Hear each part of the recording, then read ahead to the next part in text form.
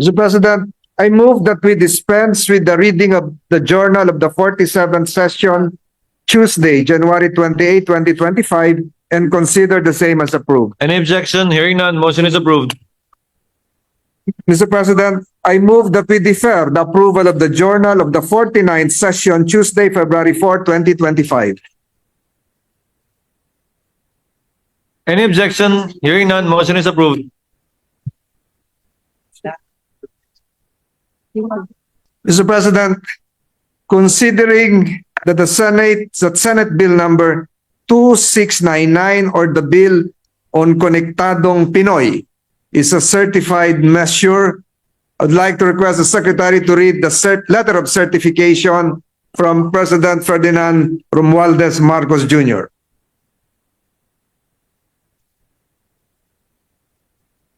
Senate Secretary is directed to comply. Malacanang Palace, Manila, 27 January 2025. Senator Francis Cheese G. Escudero, Senate President, Senate of the Philippines, Pasay City.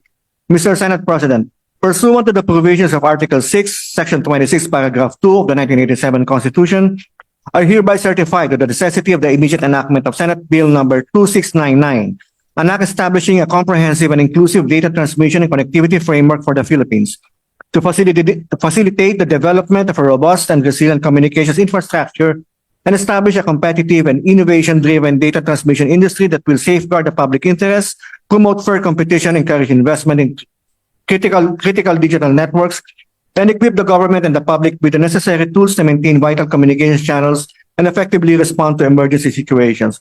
Best regards, very truly yours, the President of the Philippines. Majority Leader. Mr. President, before I move to consider on third reading Senate Bill number 2699, this representation, 6 recognition, just to spread into the records my intent yesterday for purposes of statutory construction, Mr. President. The gentleman may proceed. Mr. President, yesterday when I proposed the amendment on line 5 and 4 of page 22, my intent, and let this be placed on the record, is for the students to have a mandatory discount of internet fees, Mr. President.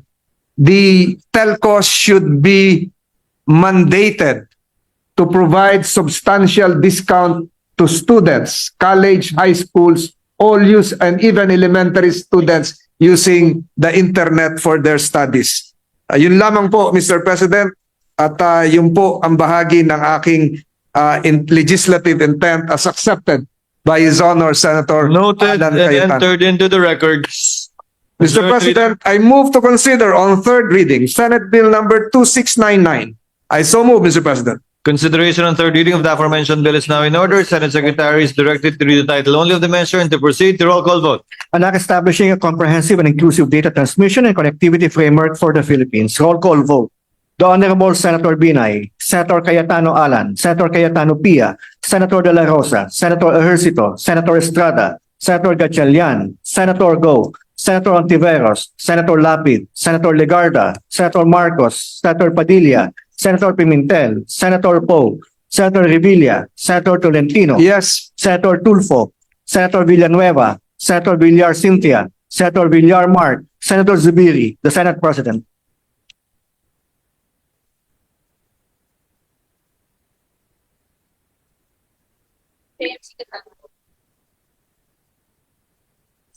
With 16 affirmative votes, 0 negative, 0 abstention, Senate Bill number 2699 is approved on third and final reading. Majority Leader. Mr. President, the following are seeking the floor to express their explanation of vote. Senators Grace Poe, Gatchalian, and this representation in that order. Senator Grace Poe is recognized to enter her explanation of vote. No, thank you, Mr. President. I would like to thank the sponsor, Senator Alan, for shepherding this critical measure. I'm also an author of this bill. We rank 4th in terms of time spent on social media. At least it will open up more players para mas mabilis ang daloy ng impormasyon sa ating bansa. Kaya ito ay isang mabuting bagay na nagawa natin bago tayo nag-adjourn by easing registration and injecting much needed competition in our ICT industry. We hope to achieve the internet infra that our digitally hungry kababayans deserve. We again thank our Senate President and then also the Chair for sponsoring this critical measure and look forward to its implementation. Thank you. Mr. President, Senator Gatchalian is seeking the floor.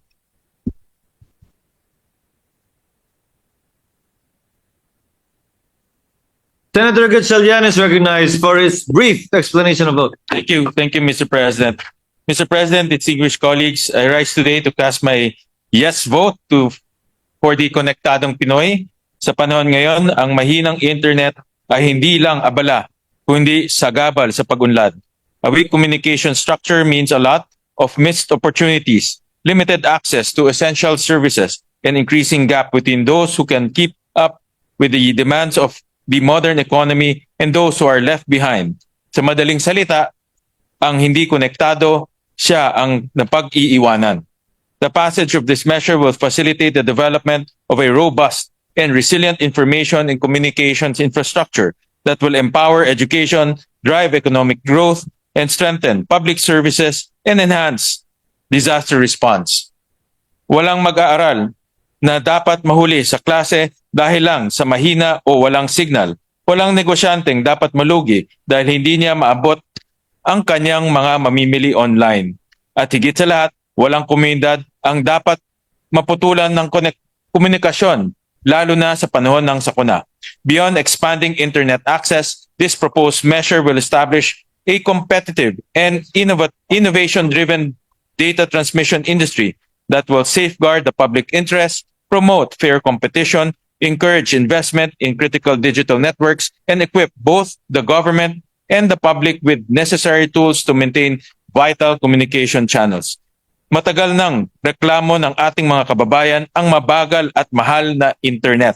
Oras na para tapusin ang monopoly mindset at bigyan daan ang patas at makabagong kompetisyon upang mas umunlad ang ating digital infrastructure.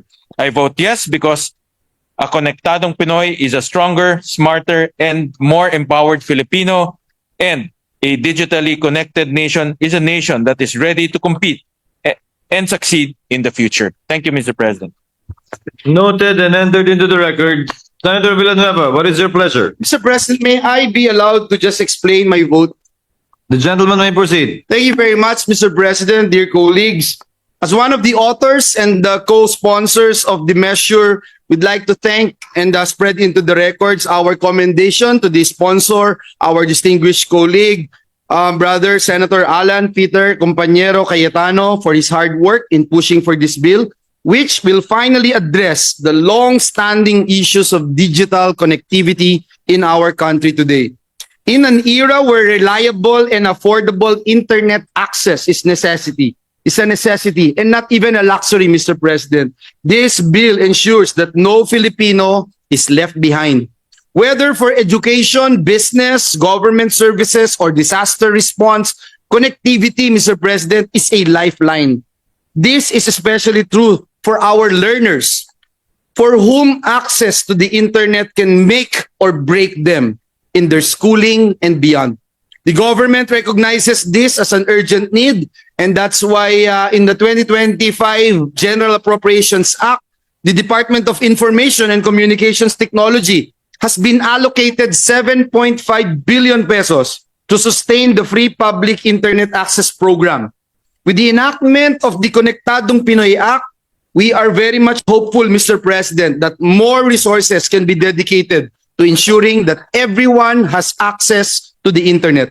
We believe that digital inclusion is essential for progress, and this bill is a key milestone in building a connected, empowered, and future-ready Philippines. For these reasons, Mr. President, I vote yes. Maraming salamat po at pagpalain tayong lahat ng ating Panginoong Diyos. Noted and entered into the records. Majority Floor Leader may proceed to explain his vote. Mr. President, before I explain my vote, the Senate President Pro Temp is seeking the floor. Senator Jinggoy Estrada, I yield Senate to the President Pro Tem, what is your pleasure, sir? President Pro Temp. Explanation of vote, Gentleman may proceed. Mr. President. Mr. President, esteemed colleagues, I express my full and unwavering support for Senate Bill number 2699, also known as the Konektadong Pinoy Act. It is with great honor and responsibility that I cast my vote in favor of this landmark legislation, which seeks to bridge the digital divide and ensure that every Filipino has access to fast, reliable, and affordable internet connectivity. In today's rapidly advancing digital age, access to the internet is no longer a luxury, but a necessity. It is the great equalizer, providing opportunities for education, employment, business, and even government services. However, the reality remains that millions of Filipinos, especially those in far-flung provinces and marginalized communities, continue to struggle with poor connectivity, high data costs, and limited access to digital resources. This bill aims to change that reality. The Konektadong Pinoy Act mandates the development of a comprehensive digital infrastructure program that will expand broadband access across the nation. It calls for strategic investments in fiber optic networks, satellite technology, and other means of connectivity to ensure that no Filipino is left behind in the digital revolution. Mr. President, dear colleagues, our vote today is not just a policy decision. It is a promise to our people, a promise that we will do everything in our power to ensure that no Filipino is disconnected from opportunities simply because of where they live. It is a commitment to inclusivity, progress, and a digitally empowered nation. With this, Mr. President, I proudly vote yes. Let us move forward together toward a truly konektadong Pilipinas. Maraming salamat po. Noted and entered into the records. Majority Floor Leader. Mr. President, let me place into the records some salient portions of my explanation of vote without prejudice and the submission of an exhaustive explanation. Mr. President, nagpapasalamat po ako kay Senator Alan Peter Cayetano dahil tinanggap po yung aking mga proposed amendments, namely prioritizing areas near educational institutions in unserved and underserved areas. This amendment will ensure that equitable internet access across the country will be assured, particularly in those regions lacking sufficient infrastructure, thereby hindering economic growth, education, and social inclusion. Second, ensuring continuous and uninterrupted data transmission during emergencies and calamities. Kailangan po natin ito dahil po pag merong mga kalamidad, ang atin po mga mobile networks lamang at satellite phones ang nakakatulong. Thirdly, and this was part of my earlier manifestation, the introduction of discount for student users. Mr. President, collaborating with telcos to make internet use access more affordable for students will enhance digital literacy and support their needs. Investing in our youth is crucial for building a brighter future for our nation. I vote yes, Mr. President. Thank you. Noted and entered into the records. Before we proceed, Chair would like to correct the number of votes cast in favor of the measure because of technical problems with the audio of Senator Legarda. Her vote was not earlier recorded. So it's 17 votes in favor of the measure. Majority Floor Leader. Mr. President, I voted in favor of the measure. Yes. Yes, as duly noted by the Chair. Thank Noted. you. Majority Floor Leader. Mr. President, before we proceed with the other measures, I move for the approval of the journal for the 29th session, November 5 to 7, 11 to 14, 18 to 19, 2024. Any objection? Hearing none, motion is approved. Aforementioned journals are now deemed approved. Majority Floor Leader. Mr. President, we are in receipt of the Conference Committee report on the disagreeing provisions of Senate Bill number 2804 and House Bill number 11230. These are the bills on the New Development Bank of the Philippines Act. With that, I move to recognize Senator Mark Villar, Chairman of the Senate panel, to give the highlights of the Conference Committee report. And so move, Mr. President. Senator Villar is recognized to sponsor the Bicameral Conference Committee report. You may proceed, sir. Thank you, Mr. President. And distinguished colleagues, a pleasant afternoon to all of you. I have the honor of submitting for ratification the Bicameral Conference Committee report on the disagreeing provisions of Senate Bill number 2804 and House Bill number 11230, otherwise known as the New Development Bank of the Philippines Act. Mr. President, the Senate conferees, alongside with our House of Representatives counterparts, have resolved to adopt the Senate version as the Bicameral Conference Committee's working draft. Mr. President, this proposed measure will enable the DBP to continuously support national development goals while ensuring that the benefits of these projects reach ordinary Filipinos in terms of job opportunities, better services, and improved livelihoods. One of the most distinct features of this bill is the increased capitalization to be provided to DBP, which would give them heightened ability to issue more loans to fund critical projects for priority sectors such as infrastructure, health, social services, and agriculture. With this new charter of the DBP, we could expect increased implementation of basic public services for our Filipinos. This amended charter will expand DBP's powers and functions, which would enable it to live out its development governmental mandate while maintaining sound profitability and a strong balance sheet. To conclude, I would like to thank the members of the Bicameral Conference panel of both the Senate and House of Representatives for their invaluable contribution to the making of this bill. I would also like to express my gratitude to our colleagues for their unyielding support for this new DBP charter, particularly to our Senate President, Chis Escudero, Senator Joel Villanueva, and Senator Cynthia Villar for their authorship of the bill. My sincerest thanks also goes to our Majority Leader, Senator Francis Tolentino, and Minority Leader, Senator Coco Pimentel, for their beneficial contributions to the measure's refinement. Mr. President, with the permission of the body, I move that the joint explanatory statement of the disagreeing provisions of Senate Bill number 2804 and House Bill number 11230 be read in toto into the record and that the Bicameral Conference Committee report be ratified. Thank you, Mr. President. Is there any objection? Hearing none, motion is approved. The Conference Committee report on the disagreeing provisions of Senate Bill number 2804 and House Bill number 11230 is hereby approved and ratified. Mr. President, Thank you. I move that we resume consideration of Senate Bill number 890. This is the bill on the right sizing the national government. So move, Mr. President. Is there an objection? There being none, the resumption of consideration of Senate Bill 890 is now in order. Mr. President, the parliamentary status of the bill is that we have approved the amendment by substitution on January 20, 2025 without prejudice to the members asking questions of the measure. With that, I move to recognize a sponsor, Senate President Francis Chis Escudero, and to propound questions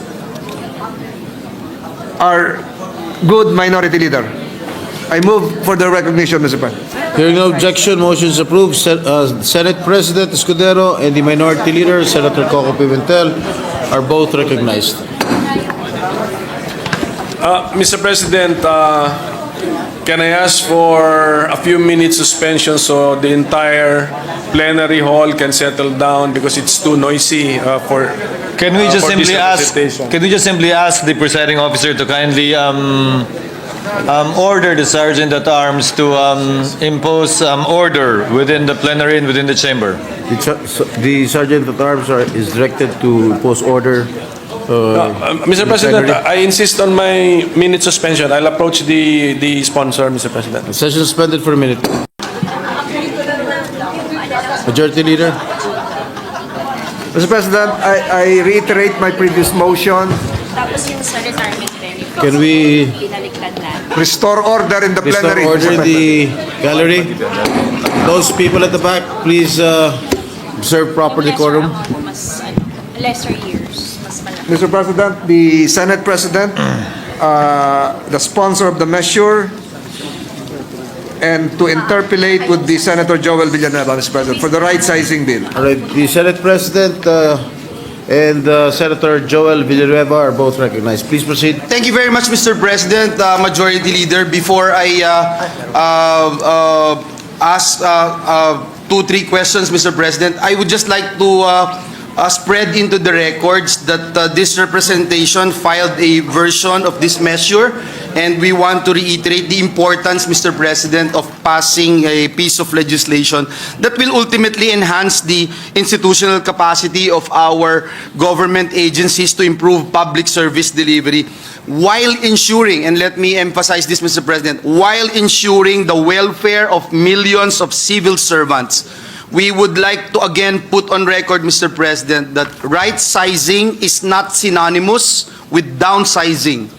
As reflected in the substitute bill introduced by the good sponsor, our Senate President, this is an attempt at government organization to streamline roles, functions, mandates, and programs to achieve our social and economic development goals while promoting fiscal responsibility and the efficient use of taxpayer money and guaranteeing, again, let me emphasize, guaranteeing that our government workers are protected every step of the way. And with that, Mr. President, may I be allowed to just ask some questions to the good sponsor if he would allow this representation, Mr. President?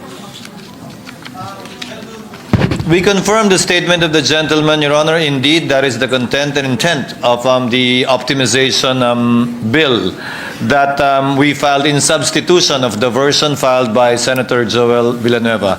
And by way of difference, it is actually essentially the same, Mr. President.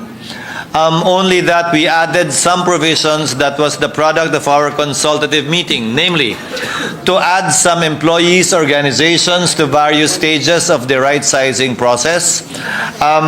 Number two, to provide for a sunset clause, since this should not be ongoing for an indeterminate period of time. And number three, we placed a different formula which is inversely proportional to the length of service of the employee, of the benefits he or she will be receiving should she be affected or he be affected by this program. We also clarified, Mr. President, Your Honor, the requirements that the government should undertake and comply with before they can effect any optimization on any agency of government. But essentially, the heart and soul of the bill would be essentially the same as what Senator Villanueva filed and what this representation filed before the substitution.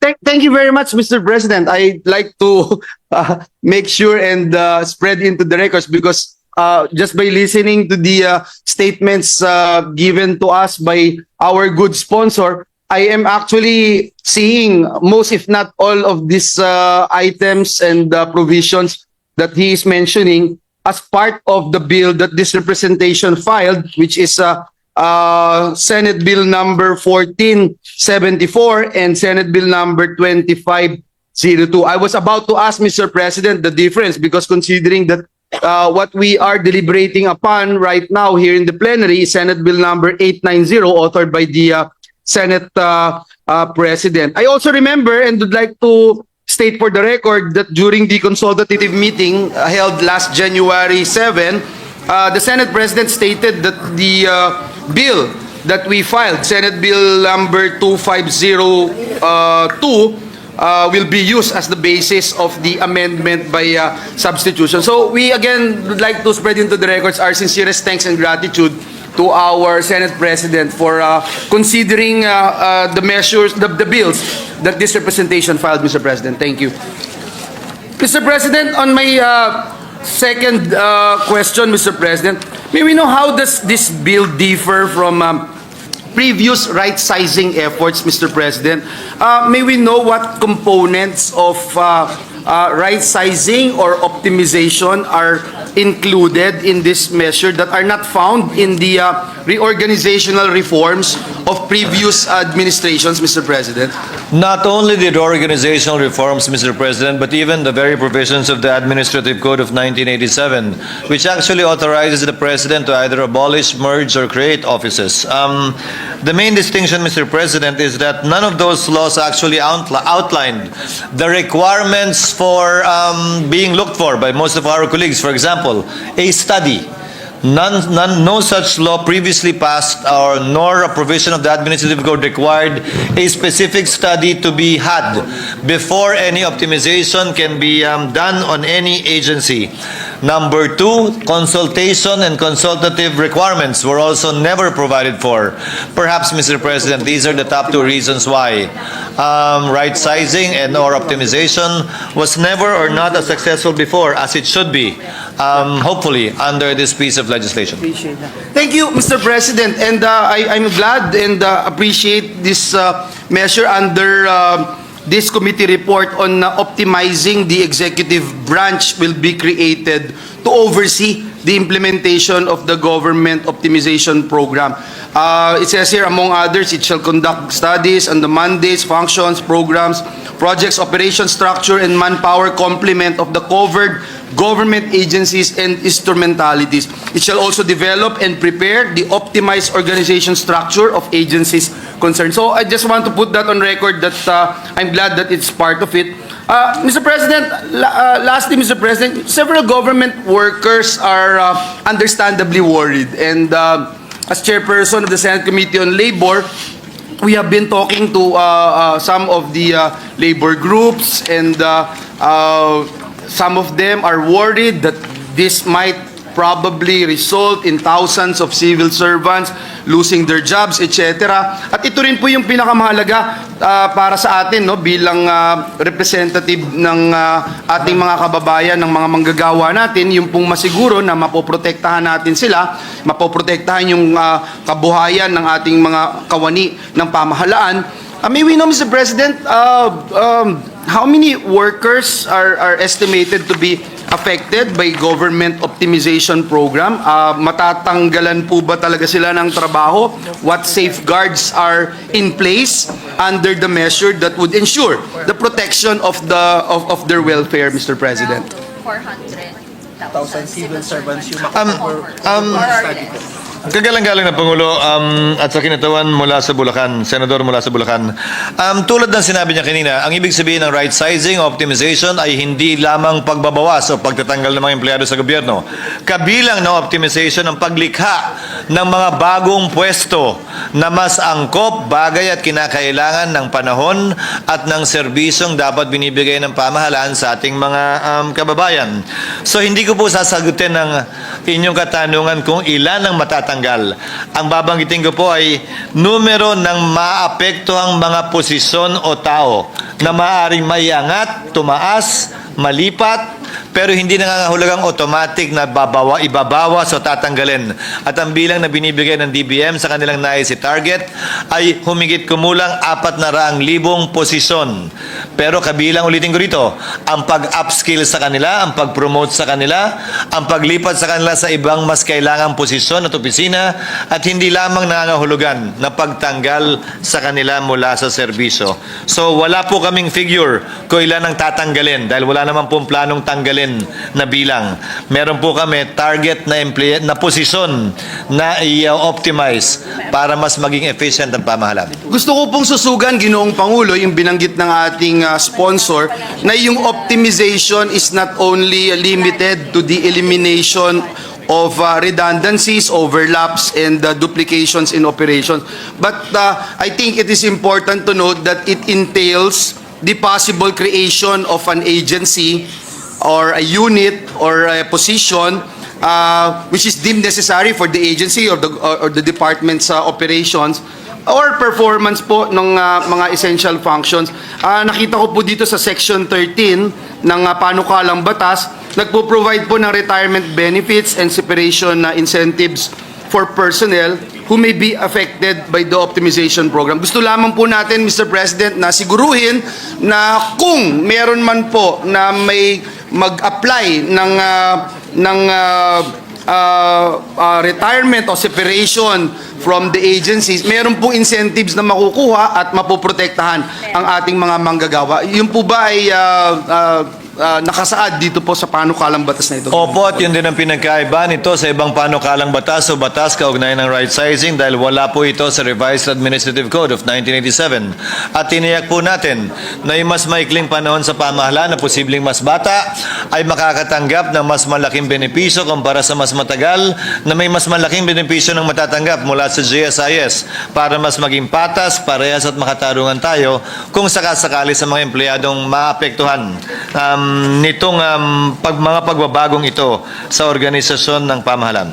Ginoong Pangulo, may EO number 366 na kung saan po meron pong 974 affected employees noon ay na-transfer by the Civil Service Commission to a recipient agencies which needed additional personnel. May mga ganito po bang mekanismo rin na maaaring ipatupad ng panukalang ito na kung sakaling hindi na sila pakikinabangan ng isang ahensya or may overlapping na yung function na pwede silang ilipat sa ibang ahensya ng ating pamahalaan? Opo, kabilang po sa may pwedeng magawa ay yung tinatawag nating transfer at maliban po dyan, ito rin ang isang unique feature ng panukalang batas, ay meron din po tayong tinatawag na programa para sa upskilling. Para ika nga mabigyan sila ng kinakailangang kaalaman o hindi man talento para magampanan ng ibang tungkulin na maaaring kailangan ng pamahalaan na pwede pa rin nilang punuan bagaman hindi nila kasalukuyang ginagawa. Maraming salamat, Ginoong Pangulo, at siguro yung huling katanungan ko, just for the record, ay sapagkat ang panukalang batas nito napakahalaga, Mr. President, dahil kagaya, for example, Mr. President, nung EO number 366, ang gobyerno po nag-generate ng 4.247 billion pesos in personal services, savings, and paid 5 billion in incentives and terminal leave benefits to personnel who opted to retire or be separated from the service. So, Ginoong Pangulo, yung huling katanungan ko lang po, para lang po ma-spread natin sa records, meron po bang pag-aaral ang Department of Budget and Management na in place or iniisip o kahit estimate na kung saan magkano yung matitipid ng ating gobyerno, magkano yung inaalat nila kung sakaling magkaroon ng retirement benefits and separation incentives under the bill. Nang sa ganun po, malinaw na maipakita natin sa taong bayan na ito ang way to go. And I believe that, Mr. President, because at the end of the day, yung mga overlapping functions, ating budget deliberations dito sa Senado, ang dami natin nakikita na may mga ahensya na ng pamahalaan. Hindi na ako magpapaligoy-ligoy pa. Yung optical media board, ano pa ba gagawin natin sa optical media board?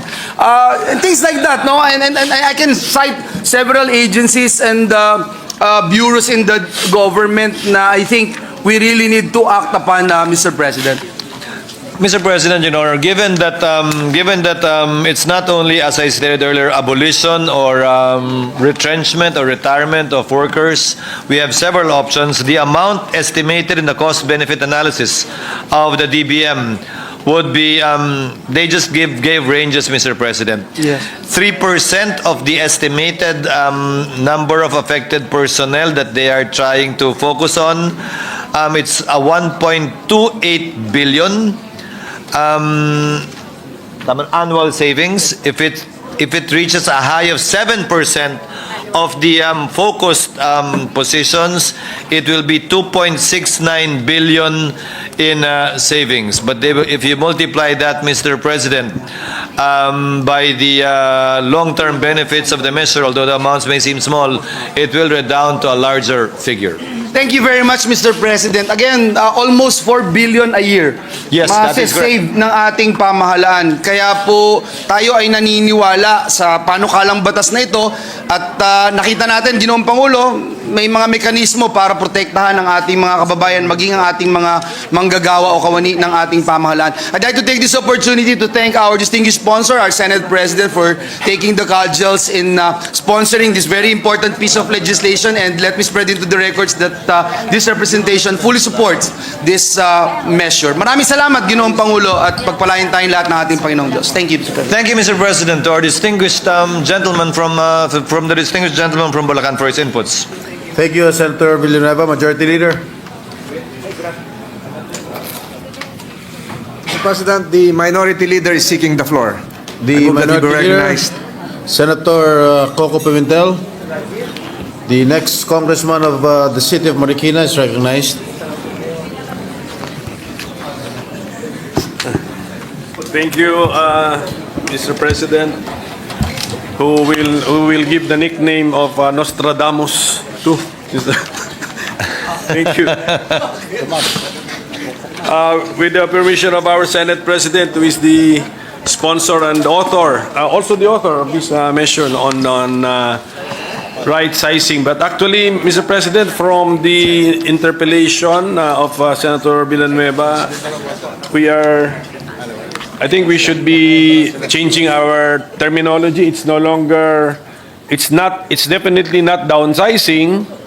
It is, in the title, it's right sizing, but actually, we're introducing the concept of optimization, Mr. President. May we know more about what is this new concept that this bill is really about the optimization of not only the size but also of the operations of the government, Mr. President. Mr. President, it's actually the same, only that right sizing has been given such a bad connotation in previous years that it means downsizing, it means cutting down, it means retrenchment, it means removing employees. That's one of the main reasons why, without any pun intended, that's one of the main reasons why we changed the name actually. Although it essentially means the same based on a dictionary, we wanted to emphasize that with this change of name, it does not only mean reducing the number of employees, it may actually include increasing the number of hires in government, but more relevant ones and what are really needed instead of what we have right now.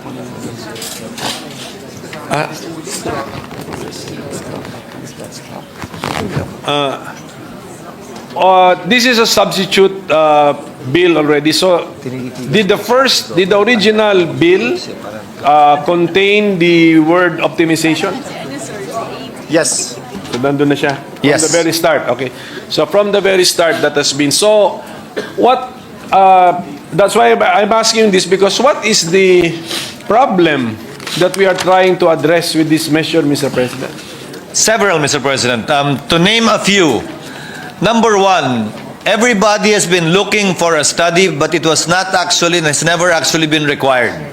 But it is indeed required, as we have all heard as we have all heard from our colleagues. So, among others, Mr. President, this bill seeks to require such a study before optimizing any agency of government. Number two, we also specified representation of employees organizations, relevant employees organizations at every stage of the process in order to give them a voice and to keep them abreast of what is going on, what the plans are, and what the studies are saying. And number three, Mr. President, would be insofar as the benefits to be given to affected employees, not only by way of a separation pay, but also the possibility of retooling, reskilling in order to perform other functions. Now, we are going to give employees organizations a role in the process that we are making possible because of the bill. But right now, there is no such process available. Tama po ba yan? Yes, Mr. President. Perhaps that's one of the main reasons why right-sizing attempts before did not or have not succeeded. Because it always faced stiff opposition without a mechanism for dialogue. And we are creating a committee on optimizing the executive branch because our bill, itong panukalang batas, only specifically covers the executive branch but not the whole of the executive branch, because yung mga GOCCs under the GCG are not covered by this measure. Tama po ba yan? Yes, Mr. President, Your Honor, because under the GCG law, they are authorized already to optimize the government-owned and controlled corporations. And in fact, we can give you the list of the GOCCs that they have already optimized the staffing pattern and organizational structure of the total number of GOCCs. Mga ilan po yun? Out of the 119 GOCCs, the number of reorganized GOCCs are 36. Number of GOCCs with planning actions would be 25. Yung wala pa pong ginagalaw out of the 119, wala pa pong nangyayari ay 29. We can give you the document, Mr. President. Doon po sa 36 po ba yon yung reorganized already by the GCG? Yes, Mr. President. So, meron po bang pag-aaral? Ano po ang naging benepisyo? Let's see, nakatipid ba? Kumonti ba ang empleyado? Naging mas mabilis ba ang transaction time with the GOCCs? Tumaas ba ang kanilang income or dividend remittance sa Treasury? Well, according to GCG evaluation of the GOCCs, Mr. President, there is no hard and fast rule na dumami o kumonte. May dumami, may kumonte, but whether dumami o kumonte, mas naging efficient daw yung GOCC based on the parameters, evaluation parameters that the GCG is using for GOCCs. Tumaas ang mga score, bale? Tumaas yung score, pero wala pong rule na tumaas pero kumonte, tumaas pero dumami. It varies, Mr. President. Apo, apo. So, thank you. So, ilan po itong GOCCs na hindi napasa ilalim sa GCG? Ilan pa ba yan? 15 GOCCs, Mr. President, Your Honor, which are under DBM. To name a few. Would you want an idea? Yes, pero bakit din na lang natin sila kaya linagay sa GCG from the very start? By charter of the GCG, they are not included, Mr. President, Your Honor. Why did we make that conscious policy decision that when we wrote the law of the GCG, we excluded around 15 GOCCs from its jurisdiction? Based on the GCG charter, Mr. President, they do not perform any commercial functions. These are export zones. For example, Bataan, Apeco, Lung Center, Kidney Center, Phil Rice, Fibidec, Subic Bay, Metropolitan Authority, Zamboanga City Special Economic Zone. These were specifically excluded in the GCG charter. Because they are not supposed to be earning? They are not supposed to be income generating, Mr. That's not their primary role. Okay. Pero as far as optimization is concerned, can GCG be the one in charge of the optimization of these 15 GOCCs? Under this bill, Mr. President, it's under. It would be under this bill, Mr. President, not under the GCG. It will follow the processes provided for in this proposed bill. Yes, because we know that they're not under the GCG. Yes. Pero si GCG nga nagagawa na nga niya for those under. How is it possible conceptually that when it comes to optimization, we will allow GCG to optimize these 15 not-for-profit GOCCs? No.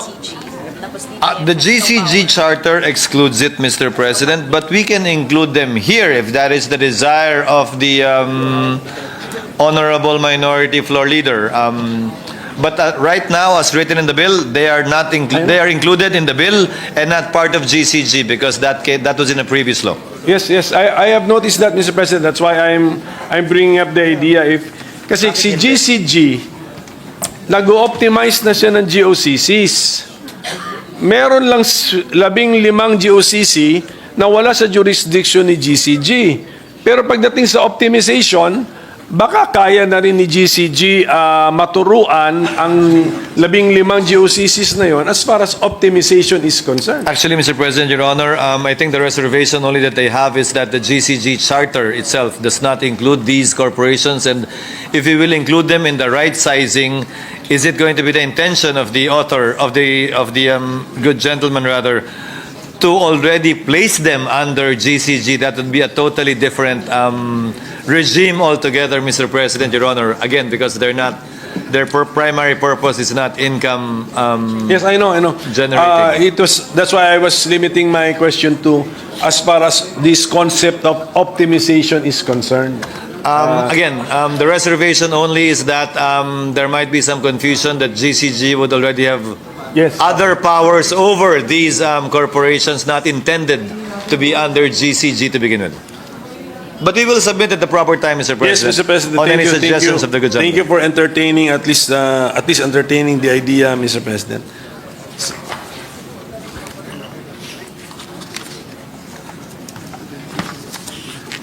ito pong ating panukala ay nauna naman doon sa Department of Government Efficiency, no? Ni President Trump, no? Nauna pong final ito, pero wala naman pong batas yun.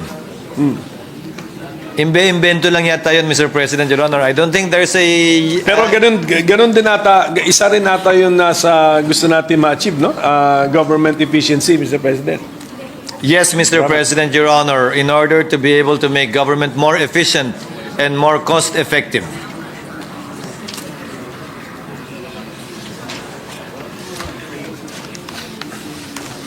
Mr. President,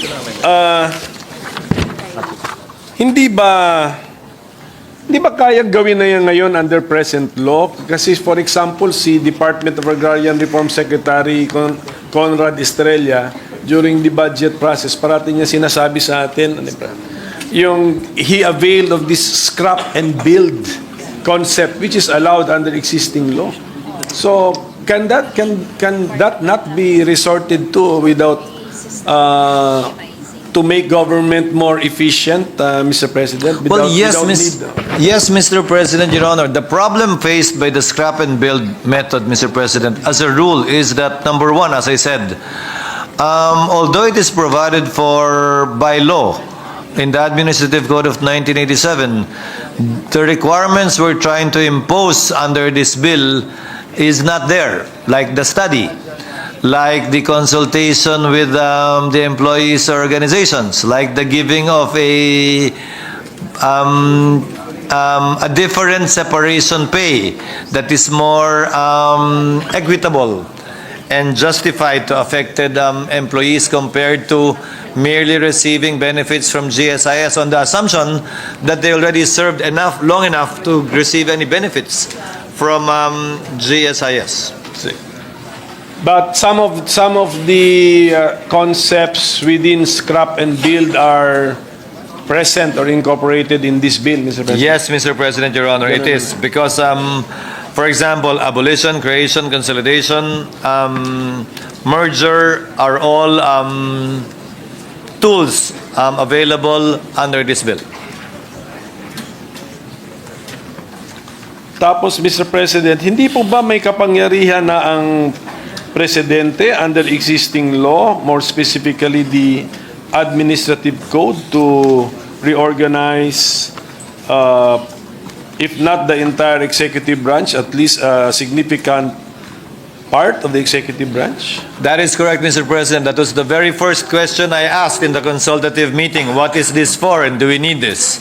The answer given to me was that it is needed, again, because of the absence or lack of rules on how to do it, what should be done before it is going to be applied to a particular government agency, and again, the problem of being able to give separation pay on top of GSIS benefits, assuming, again, they will be qualified to receive any such benefits from GSIS, given the short length of service they may have.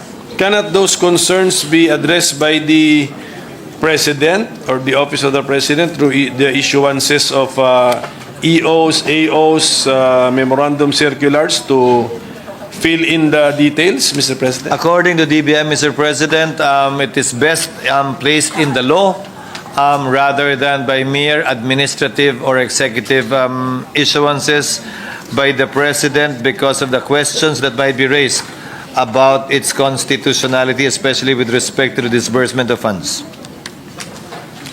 Assuming that this bill becomes law, can the it is the who makes the final decision, Mr. President? Is it the COEB or the President of the Republic? Especially on the abolition or the merger of government agency or body. It will be fine. It will finally be. It will be a recommendation coming from the COEB, and then the President will issue an executive order, Mr. President. So yun yung final act itself. But the agency itself would have to issue the corresponding actual offices to be created or merged in line and in accordance with the EO. I-implement po ng agency yun, base sa EO. The agency. Siya po yung mag-i-implement nung nasa EO. The agency affected. The Yes. agency affected. Okay, so if the EO calls for the abolition of an agency, the agency will issue something. In compliance, Mr. President, To- with the executive order to be issued by the President based on the recommendation of the COEB as provided for in section 12, I believe. Has the GCG, I'll go back to the GCG. Yes, Has the GCG ever abolished a GOCC? Ano? Yes, it has, according to them, and Kedancor would be an example of such GOCC abolished by the GCG. So, mga ilan po ang na-abolish ng GCG? By administrative. 32 in all, according to them. 32? Okay, so, Well, since we Sabi didn't ko- hear of it being abolished, I guess it was really not needed, Mr. President, Your Honor. sige pa. But of course, We'll give you the list, Mr. So President. Your Honor. what do we envision here, Mr. President? Ang GCG kasi, GOCC yun. Anong na-envision natin dito? That there will be bureaus or divisions or agencies which can possibly be abolished?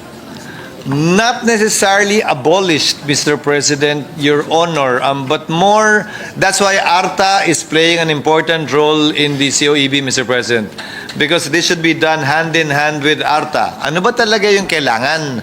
Baka naman may mga proseso hindi na kailangan o dapat alisin. Hindi na kailangan yung opisina yun. Pero yung kapangyarihan mag-issue ng license, pwede pa rin at kailangan pa rin. Baka naman may kailangan ibang opisina, kaugnay ng IT halimbawa na kailangan i-create, kaugnay sa pag-deliver ng digital services dun sa ahensyang yun.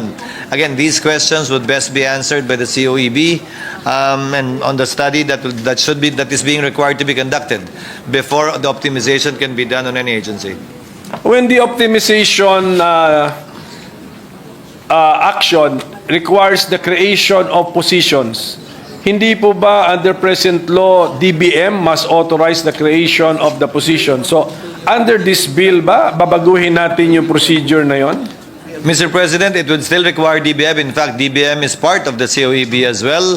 So once the COEB recommends that to the President, the creation of certain positions would carry with it already, Mr. President, the authority of the DBM as provided for in section 12 and 13 of the proposed bill.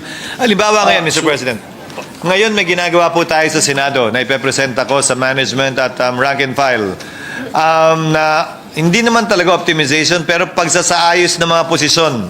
Dahil kung mapapansin ninyo, kada department sa Senado, minsan iba yung highest ranking salaried personnel sa department, sa bureau, sa office at sa division. Ang pinakamata sa isa hanggang LSO 3 lang, yung isa LSO 5. So magiging lateral na yung promotion niya dahil wala siyang kasunod. Kailangan pa ng permiso sa civil service dahil lalampas ng dalawa yung hahakbangan niya. So our experience with the help of NCPAG, UP NCPAG, Mr. President, Your Honor, is we actually ended up creating more positions than abolishing positions, especially given the fact that we will be transferring to our new building which carries with it more responsibilities as well. Dahil hindi na tayo lessee, possible lessor pa tayo. At mas marami na tayong kailangan gawin trabaho. So, it doesn't follow. There shouldn't be any concerns really na automatic optimization, right sizing, may tatanggalin. Hindi po. Yes, kung yung meron, sa experience mo na Senado, so may proposal na magdagdag, don't we need DBM's approval? Yes. Yes, we need. Yes, and as soon as we do the consultation with the employees and everything is understood and explained and okay, then we will ask permission from the DBM to create those positions, although it is completely chargeable against our own funds. And we won't be asking any funds from DBM in addition to our current budget. So that the permanent position is created. Yes, Tama? Mr. President. That's the Yes, Pero Mr. President. pag naging batas na po ito, kasi ang legislature ata dito, ni-encourage din na i-adapt din yung optimization. Yes. Pag maging batas na po ito, mawawala ba yung step na yon that the DBM will approve the request for additional positions? Only for those covered agencies, Mr. President, Your Honor. But for agencies that are not covered, like the Senate, it would still require Tuloy. DBM. Okay, kaya nga. So, approval. pagdating doon sa covered sa executive branch plus the more or less 15 GOCCs, mawawala yung step na yon? Yes, mawawala po yun. Kasi bahagi naman na yung DBM dun sa COEB na dininig ito, kinonsidera ito. Kasama siya sa pagdebate at botohan at pagrekomenda sa Pangulo kung anong ilalagay dun sa executive order ng mga bagong posisyon na ililikha. So pwedeng yung DBM secretary or representative sa COEB ay bumoto against the proposal but was outvoted. That is possible, Mr. President, Your Honor. But at the end of the day, Mr. President, the executive should always get its act together. They can arrive at it via the simple order by the highest officer, by a vote, but at the end of the day, they should only have one position as the executive branch. And this bill makes that arrangement already mandatory. Yes, Mr. President. Or binding, Mr. President. Okay. Yes, Mr. So President. siguro, Mr. President, one last question na lang. Can the President, through the procedure here in our bill, abolish an agency created by law? Yes, Mr. President, because even under the authority given to the President by the Administrative Code of 1987, he can do that, Mr. President. And it has been done. I'll just get an example, Mr. President. Because I looked at the administrative code, Mr. President, I did not get that impression that the President can abolish an agency created by law. Under EO 366, Mr. President, according to our resource person, they were only able to do the activation because that was the only thing authorized under EO 366. May we get the date of that EO, Mr. President? Baka 2004, Mr. President. Your Honor. 2004? Under President Jimmy. So is it the input from our sponsor that under that EO, an agency created by law was abolished? I stand corrected, Mr. President, Your Honor. An agency created by law cannot be abolished. It can only be deactivated Okay. by executive fiat. A law is still necessary to abolish a government agency created by law. So the example cited earlier by Senator Villanueva, yung Optical Media Board, the executive can deactivate it, but only an act of Congress can abolish it because it was an act of Congress that created it to begin with. What would be the practical effect of deactivation? Stop ang sweldo nila? Hindi po. Ililipat Yung sila? affected employees will be transferred to other agencies. So, optimization na rin yun. Yeah, so at present, we can actually optimize by deactivation, Mr. President. Tama? An example, according to them, Mr. President, is the EIIB. Then, panahon ni dating Pangulong Estrada, dineactivate lang din po kasi wala pa ring batas na napapasa para i-abolish yan. Yung mga empleyado po nila nilipat sa ibang ahensya ng pamahalaan. DOF, BIR, at BOC. So, it can be done and it has been done. It has been done, Mr. Yes. President. So, siguro mag-house cleaning din tayo. Hanapin natin yung mga ahensyang ganyan at let's pass the law so that formally we are ano tawag mo doon? Putting the period to that unfinished sentence, Mr. President. That is correct, Mr. President, Your Honor. That is part of the mandate of the COEB. To give the recommendations also to Congress kung ano na ba talaga yung WANA. Pero Mr. President, medyo hindi naman dapat pala masyadong katakutan ito dahil may sunset. Yes, Mr. President. I insisted on a sunset clause. This cannot go on forever, Mr. President. And that was accepted by the DBM. So, ibig sabihin nito, I mean, it's an experiment eh. Kung it's time limited naman, so after, Congress can decide to extend it, but let the future Congress decide on that. For the meantime, we gave it a sunset clause. ilang years pa 5 years, Mr. President, Your Honor. Okay, so yes, with that, Mr. President, mukhang sa una kasi natakot ako na baka maabuso or may ma-abolish nga na created by law, pero hindi naman pala mangyayari at saka meron tayong sunset provision. So this is parang a special power to be given the President through the Committee on Optimization and Efficiency. So, I would be willing to take the risk, Mr. President. And then, anyway, nag-focus na tayo na optimization nito. Hindi ito hindi na, I think the word downsizing is never used in the bill. No. Never used. No, Mr. President. So, with that, Mr. President, I thank the sponsor and for his patience and maraming salamat po sa... Thank you, Mr. President. Thank you to our minority. Mr. President, Thank you, Mr. President, there being no member who wishes to interpolate, I move that we close the period. Mr. President, I move that we open the period of amendments and recognize the distinguished sponsor of the measure, Senator Chis Is there any objection? There being none, motion is approved. May I propose the following amendments, Mr. President, Your Honor? Please proceed. On page 4, after line 28, after subsection B, add the following subsections and renumber the succeeding subsections accordingly. Quote, C. The government shall recognize the principle of equal pay for equal work, semicolon. D. The government shall respect the right to self-organization of employees in the public sector, comma, and shall encourage participation in matters affecting their rights, semicolon, close quotations. I so move, Mr. President. Is there any objection? There being none, the amendment is approved. May I request for 1 minute suspension, Mr. Session President. suspended. Move that we close the period of amendments. So move, Mr. President. Is there any objection? There being none, the motion is approved. Mr. President, at this juncture, I move that we approve on second reading Senate Bill number 890, subject to style. So move, Mr. President. Is there any objection? There being none, the motion is approved. Senate Bill number 890 is approved on second reading, subject to style. Thank you very much, Mr. President. We thank our distinguished Senate President for sponsoring the measure. I now move that we suspend consideration of Senate Bill number 890. So move, Mr. Any President. objection? There being none, motion is approved.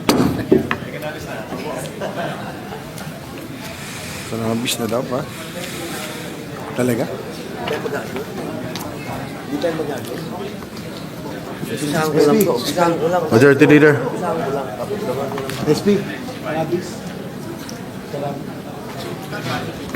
Mr. President, I move that we resume consideration of Senate Bill number 2573 under Committee Report number 210. This is the bill on the Cannabis Medicalization Act of the Philippines. So move, Mr. President. Is there an objection? There being none, the motion is hereby approved. I move to resume the period of interpellation and recognize the sponsor, Senator Robin Hood Padilla, and to interpellate our minority leader, Senator Aquilino Cocopimentel III. Senators Padilla and the Minority Leader are recognized. Please proceed.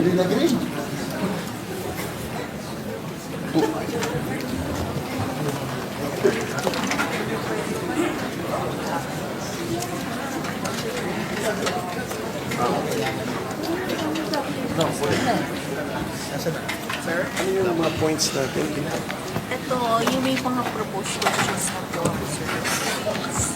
Yes, Dami yung mga naisip.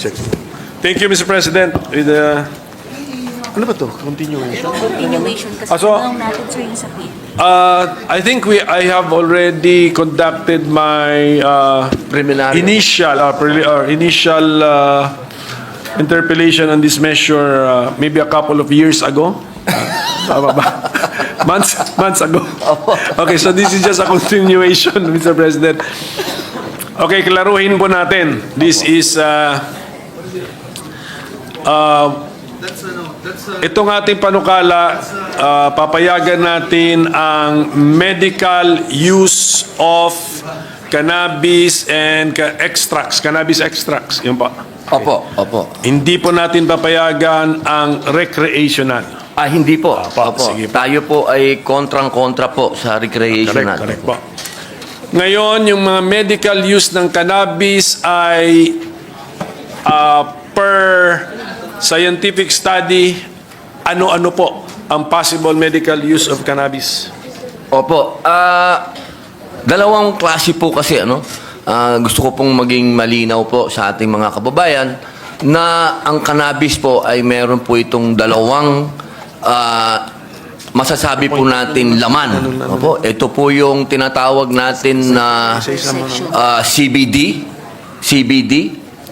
at yung THC. Ito po. Yung CBD, marami po itong pinagagamitan. Halos sa lahat po. Basta meron kang tinatawag na pagmamaga sa katawan mo.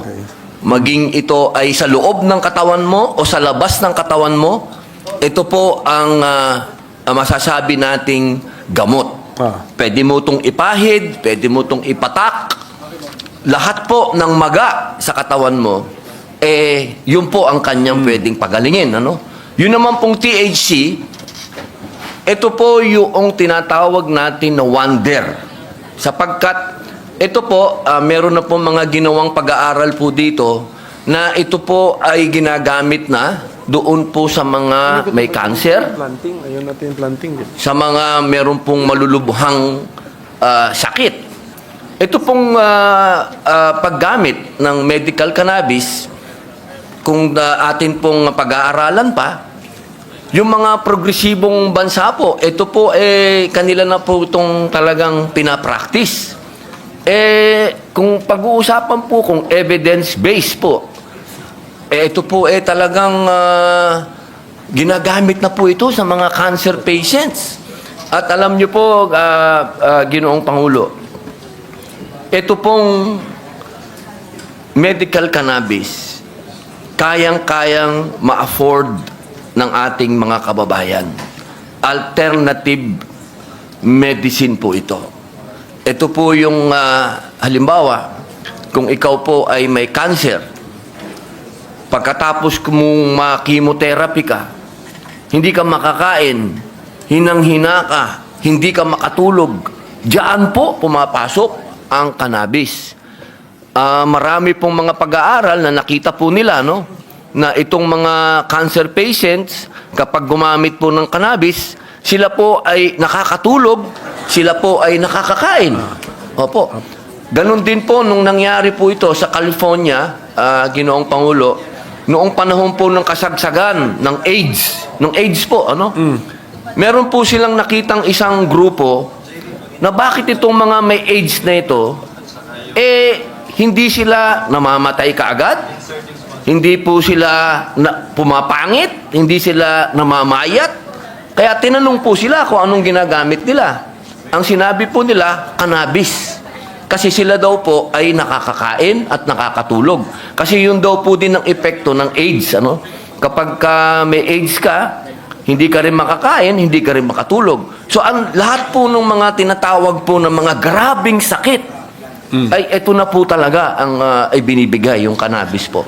So, lahat po nung ibinahagi sa atin ng ating sponsor, lahat po ba yun ay mababack-upan natin ng isang study na peer-reviewed study, yung pumasa na sa mga standards ng international level na hindi ka lang basta-basta nagpapublish, rini-review ka ng mga dalubhasa din sa parehas na topic So, kaya po yon? Kaya? So, panglaban sa pamamaga, inflammation, ang medical cannabis, we can support that with a scientific study na peer-reviewed. Tama po. Opo. Yung benepisyo ng medical cannabis sa cancer, ano ba isa? Mga malubhang sakit. Marami po. Epilepsy? Epilepsy po. Autism, dementia. Okay, autism. Neurology, infectious diseases, neuropathic pain, gastroenterology, oncology. Ito po lahat nito, Ginoong Pangulo, ang binabanggit ko po.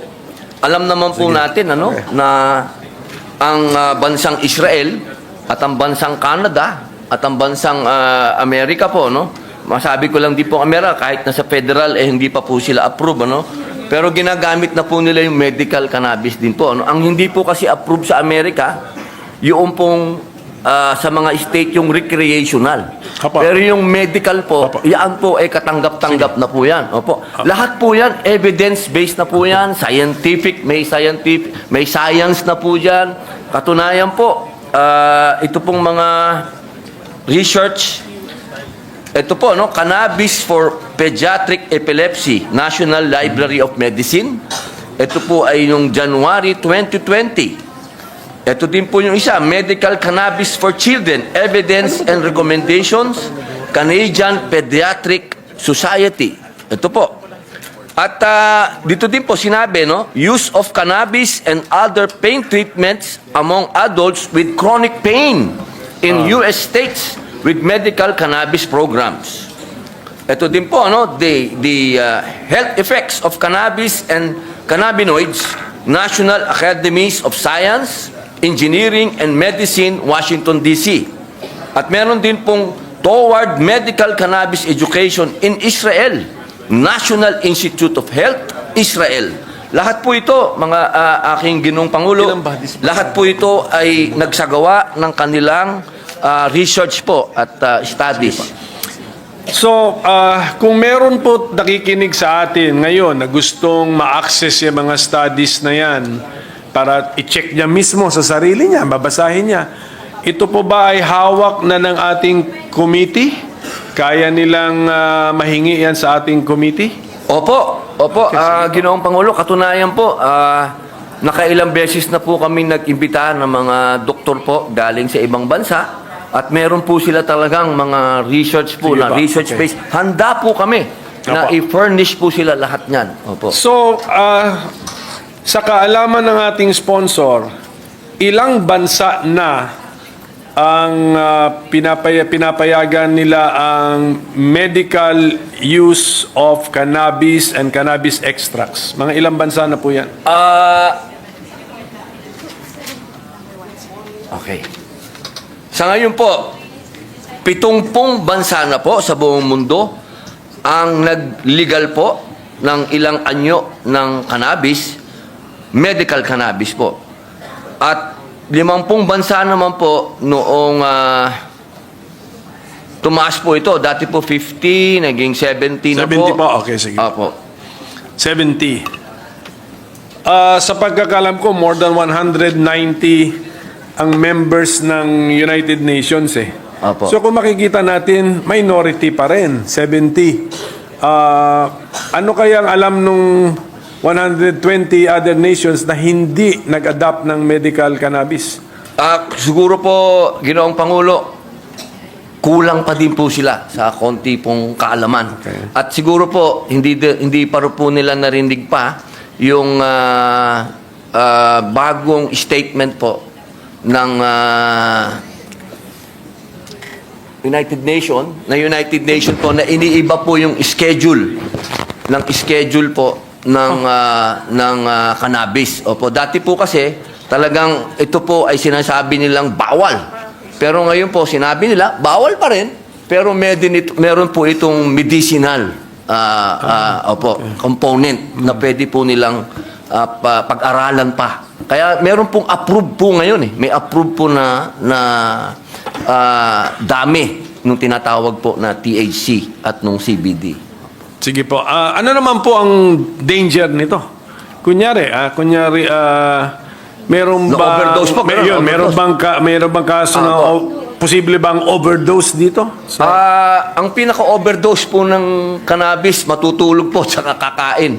Yun lamang po, wala pa pong naitala, wala pa pong naisulat na meron pong namatay po sa cannabis. Sa loob po ng 1,000 taon na ito po ay ginagamit na. Magmula pa po sa panahon po ng Egyptian, sa lahat pa po, ano? Wala pa pong na-record po na namatay po sa cannabis. Pero meron po ako napanood na medyo parang documentary din siya na accidentally yung anak na babae, dalagita pa, kumain ng parang candy, gummy candies, pero may cannabis pala. Sa US ito. At siyempre, tirinato niyang candy yun. So, naparami ang kain niya.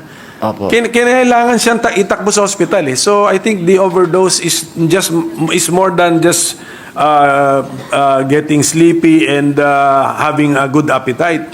Meron din pong naging emergency case din po siya eh. Siguro po, dala po ng panic. Siguro po, nagpanic po siya. Hindi po nag-collapse yung ang anak nila, nag-collapse, nakita nila nandiyan na lang sa pero nabuhay sa po. floor. Buhay. Opo. Pero it was still an emergency. So posibleng siyang nauna na documented case na namatay. Pero hindi po namatay. Hindi pa namatay dun sa wala po kasi Ginoong Pangulo, na recorded po talaga na after po magkaroon ng ganong klaseng overdose, kasi hindi po talaga may iwasan na pagka nasobrahan po, talagang matutulog po talaga, babagsak po talaga, no? Pero hindi po talaga mamamatay. Wala pong magiging epekto sa puso niya, kahit po sa utak niya. Basta pagising lang po nun, maghahanap lang po ng pagkain yun, sigurado po. Yan po ba ang ating pinag-uusapan on the ano matawag mo dyan? Dangerous? On the dangerous side effects of overdosing on medical cannabis or adverse effects, cannabinoids. Apo.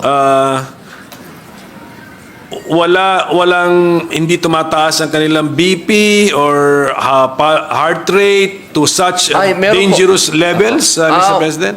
Wala naman pong sa dangerous level. Wala pa po akong nakita talaga na nagkaroon pong ganun, ano? Pero marami po talaga yung automatic nagpapanik. Siyempre po, medyo iba sa kanila. Opo, marami pong ganyan. Marami pong mga video, marami pong mga pag-aaral na ganyan. Na, sa Prague nga po, may mga isinagawa po sila, no? Na mga ganyang pag-aaral. Ganun din po sa Israel. Kaya po, meron pong mga medicinal cannabis po ngayon na tinatanggal po yung panic. Tinatanggal po yung, minsan, meron po dyan, yung anxious ka, yung mga paranoia. Meron po sila ngayon na tinatanggal na po nila yung mga effects na yun. Pati nga po yung namumula yung mata. Kaya po, Ginoong Pangulo, pag kinumpare po natin ang cannabis, yung medical cannabis, doon po sa recreational marijuana, malayo po talaga. Napakalayo po. Kasi yung pong medical cannabis, naaalis na po nila kahit yung pamumulan ng mata. Ano na po yan? Nandun na po sa development na yan. Pero yung recreational marijuana po, talagang marumi yan. Hindi po talaga... Wala sa usapan yan. Wala dito sa bill natin. Opo.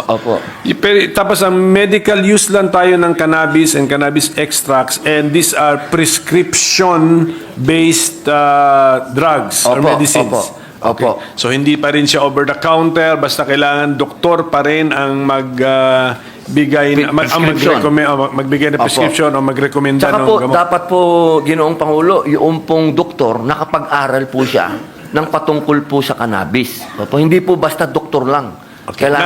Nasa bill natin yun. Opo, nasa bill po natin. Saan mag-aaral si doktor para makakuha ng additional knowledge or experience? Katulad po nitong huli, nagpadala po kami ng doktor dito na galing po sa Amerika. Siya po ay si Shiksha Gallo. Nagsagawa po siya dito ng seminar. Siya po ay clinical pathologist at siya din po ang maraming clinical and scientific studies na ginawa po sa Amerika. So kung maging batas ito, Mapapapunta po tayo. Opo. Ng mga anong body yung mag-organize ng mga fora na ganyan? Opo, yung pong ating bill nandoon po, no? Ilan ba? Opo, sa section 29. Ano na nga? Section 29. 29. Opo.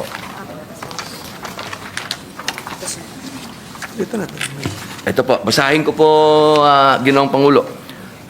Section 29, Training of Medical Cannabis Physicians, Pharmacists, and other allied medical and healthcare professionals. The PMCA, the Philippine Medical Cannabis Authority, shall develop an appropriate training program for physicians, pharmacists, and other allied medical and healthcare professionals on the following topics: D. Pharmacology of cannabis, contraindications, side effects, adverse reactions, overdose prevention, drug interaction, dosing, routes of administration, risk and benefits, warnings and precautions, abuse and dependence, and other related topics.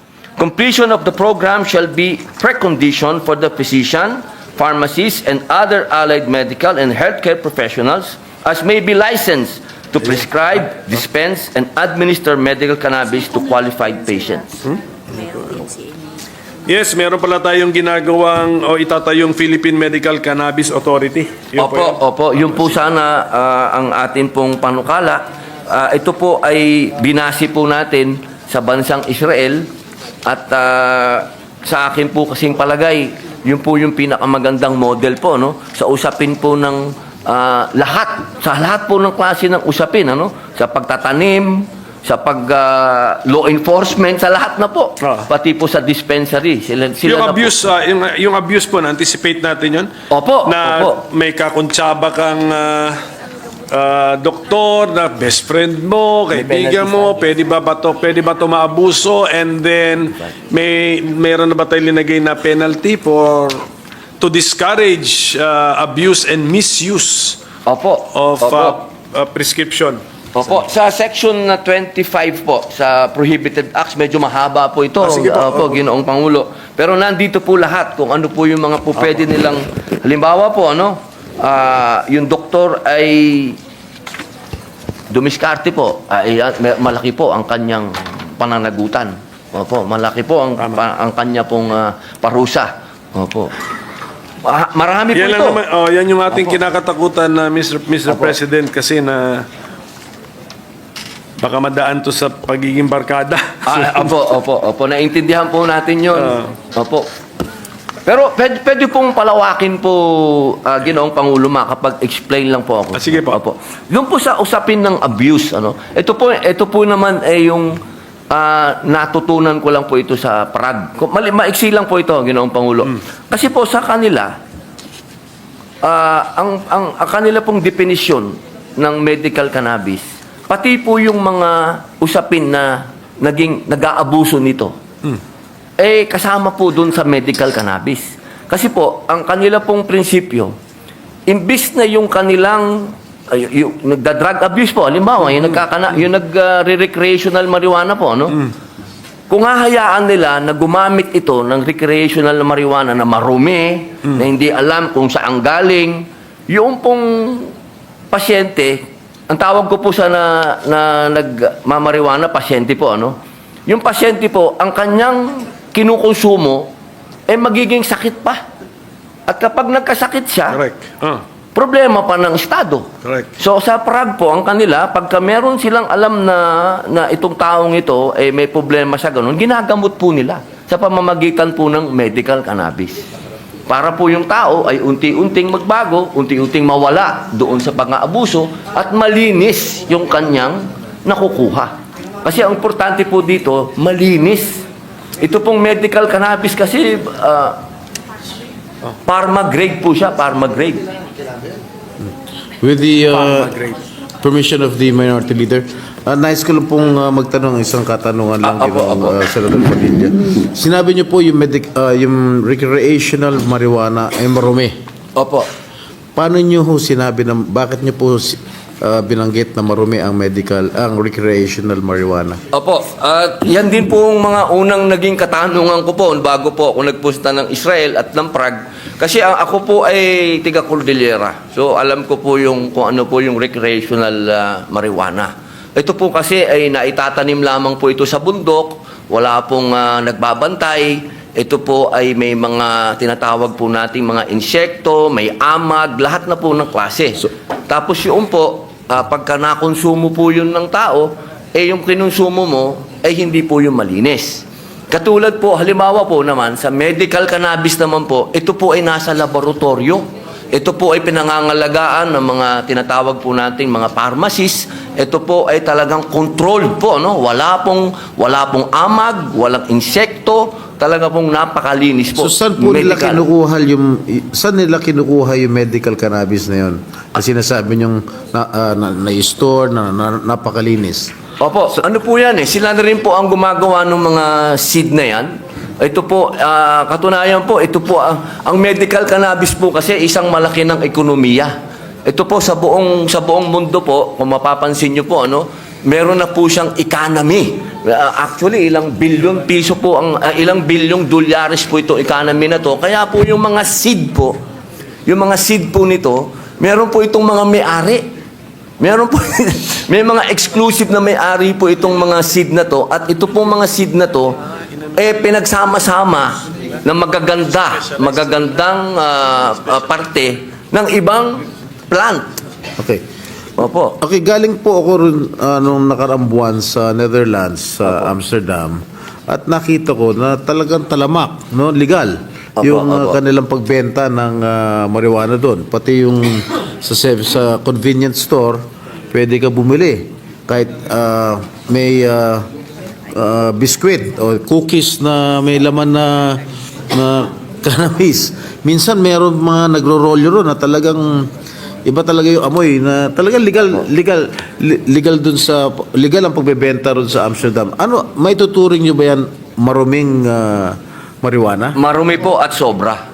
Bakit na-incorporate nila sa biskwit na isasalang nila sa biskwit Opo, yun? opo. Ibig sabihin yung binibenta nilang biskwit na may halong marijuana, marumi rin yun? Hindi naman po sa usapin ng marumi na ibig sabihin lang po, hindi lang po siya pharmaceutical grade.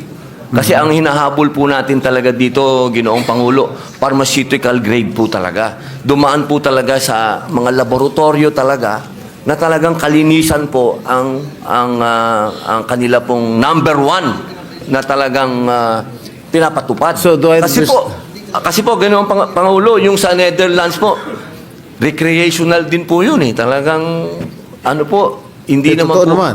Opo. Pero yung nagtataka lang ako dahil iba sinasama sa brownies, sinasama nga sa cookies, biskwit. Kung kinonsume ng tao yon, ano mangyayari? Magiging high ba sila o? Depende po. Kasi ang cannabis din po, iba't iba na rin po siya eh. Meron din, sigurado po, no, ma-high siya. Pero depende po dun sa kanyang, kasi ang medical cannabis may mga kategorya na po yan eh. Opo, meron pong tinatawag na sativa, may tinatawag na indica, may tinatawag po na hybrid. Ayan po yung hindi po naiintindihan nung mga ibang kababayan po natin na kapag sinabi po natin kasing medical, para din po itong talaga pong gamot talaga. Nakatikim na ba ho kayo ng biskwit na may cannabis? Ano muna? Ano ba yan? I invoke my right for...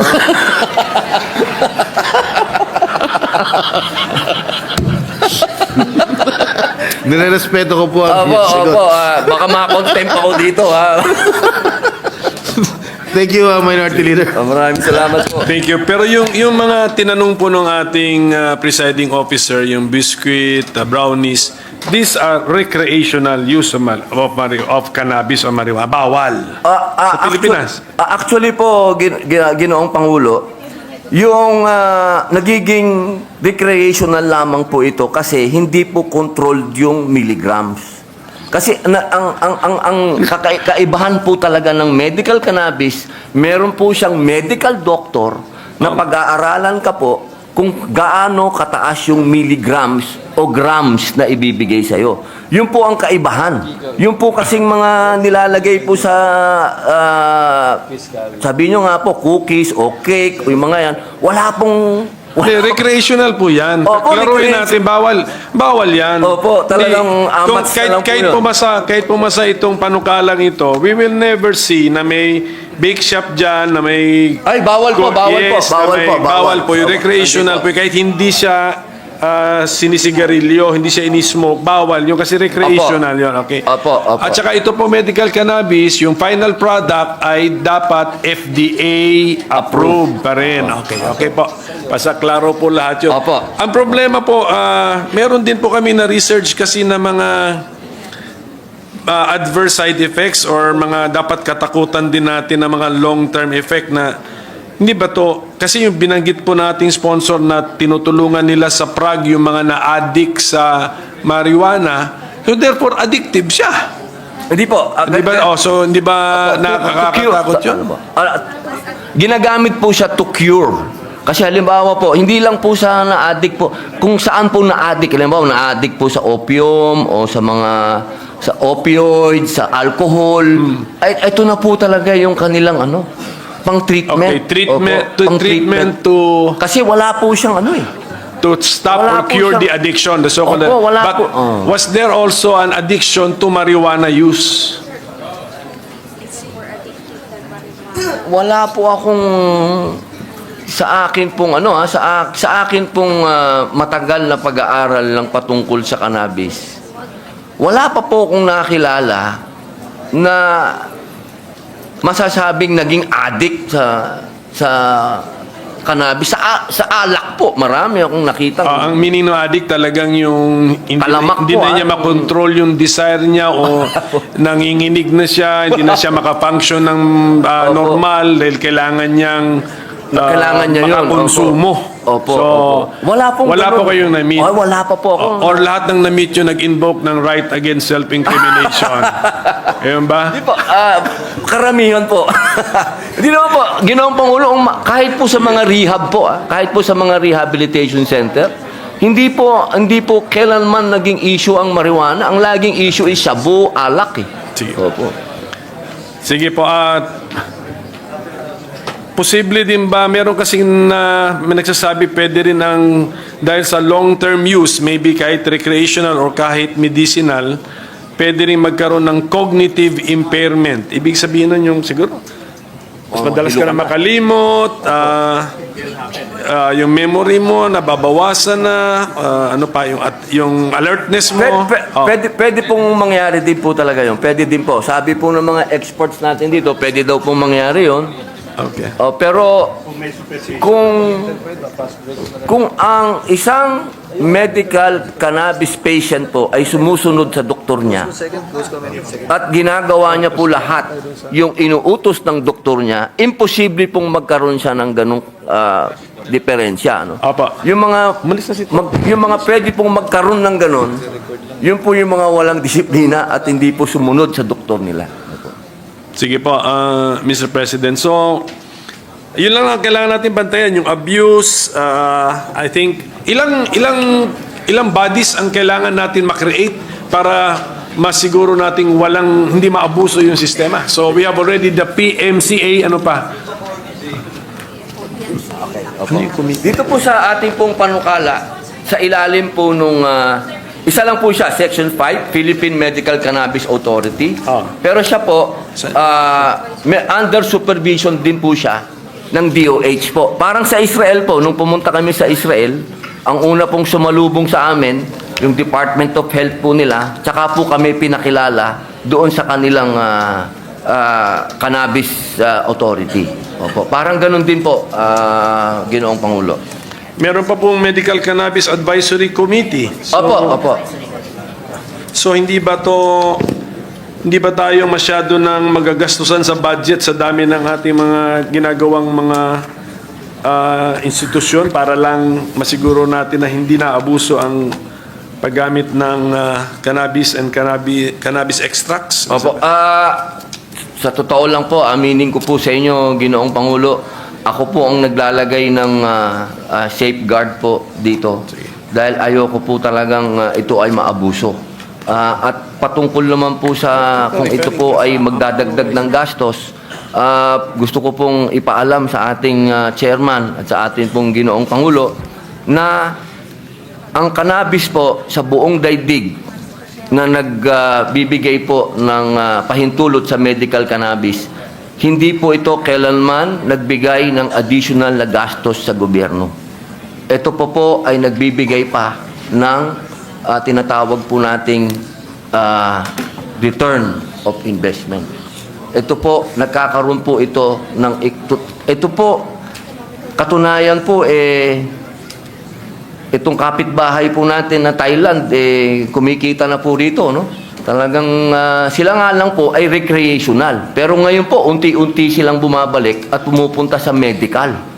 Pero doon po sa huling report nila, ang laki po ng revenue ng medical cannabis. Ginamit nyo po ang Thailand as an example. So sa Thailand ngayon, allowed ang medical and recreational. Opo, pero umaatras na sila sa recreational. Sila ng recreational. Hindi sila umaatras sa medical? Hindi po sila umaatras sa medical. Opo. Again, with the permission of the Minority Leader, Senator Padilla, ano ba yung mga sense ng karamihan ng mga doktor natin dito sa Pilipinas? Sila ba ay pumapayag dito sa medical cannabis o karamihan sa ating mga doktor ay hindi pumapayag? Wala po akong nakausap pa na doktor na hindi po siya naniwala sa aking sinasabi kapag nakausap ko na po. Okay. Yung mga hindi po natin nakakausap at hindi po nakakarating sa kanila, yung mga magagandang balita patungkol sa medical cannabis, talaga pong sarado. At lagi ko naman pong sinasabi sa kanila, Ginoong Pangulo, ganito lamang yan eh. Pinapayagan natin yung fentanyl, pinapayagan nyo yung Demerol, pinapayagan nyo lahat yung matitinding droga na yan, pero itong medical cannabis, ayaw yung payagan. Yun lang pong lagi kong sinasabi. Meron na ba ho kayong mga nakausap na doktor at nakumbinse na pumayag dito sa medical cannabis? Ay, marami na po. Ito pong nakaraan naming seminar, ilang doktor yun? 40 po. Nung nakaraan pong nag-seminar po dito, yung doktor po namin na expert na galing po sa US, 40 po na doktor ang nag-seminar.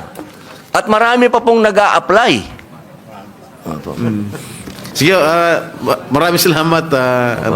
Okay po, Mr. President, yun din yung tanong ko na si FDA ba nagbigay ba ng position paper or hindi ba mahalaga ang position paper ni FDA or si PMA ba, Philippine Medical Association, and the other doctors associations nagbigay ba ng mga position paper? Ang sa pagkakaalam kasi ng aking opisina, paghingian natin ng position paper ang mga medical doctors associations, negative. Opo. Tama po ba? Inaasahan po natin yun. Inaasahan po. Opo. Inaasahan po natin. Opo.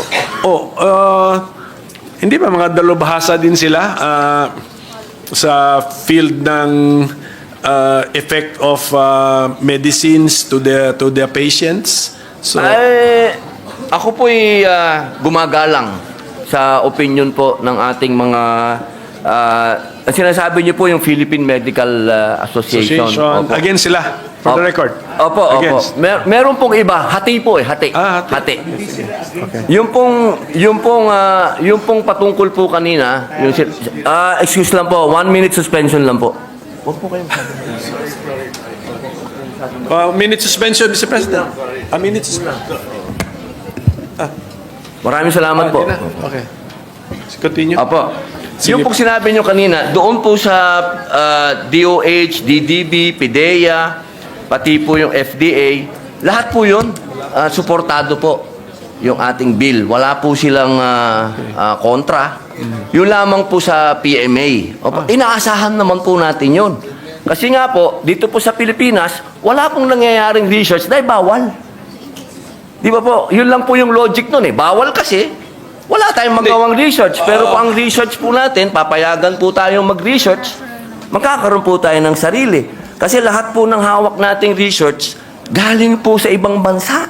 Pero yung na-access po ng ating sponsor and even the author ng mga studies, na-access din po yan ng ating mga doktor. And yet they are unconvinced. Opo, yun po ang how do we explain that, Mr. President? Ang karamihan po sa kanila, ang sinasabi, wala po tayong sariling research.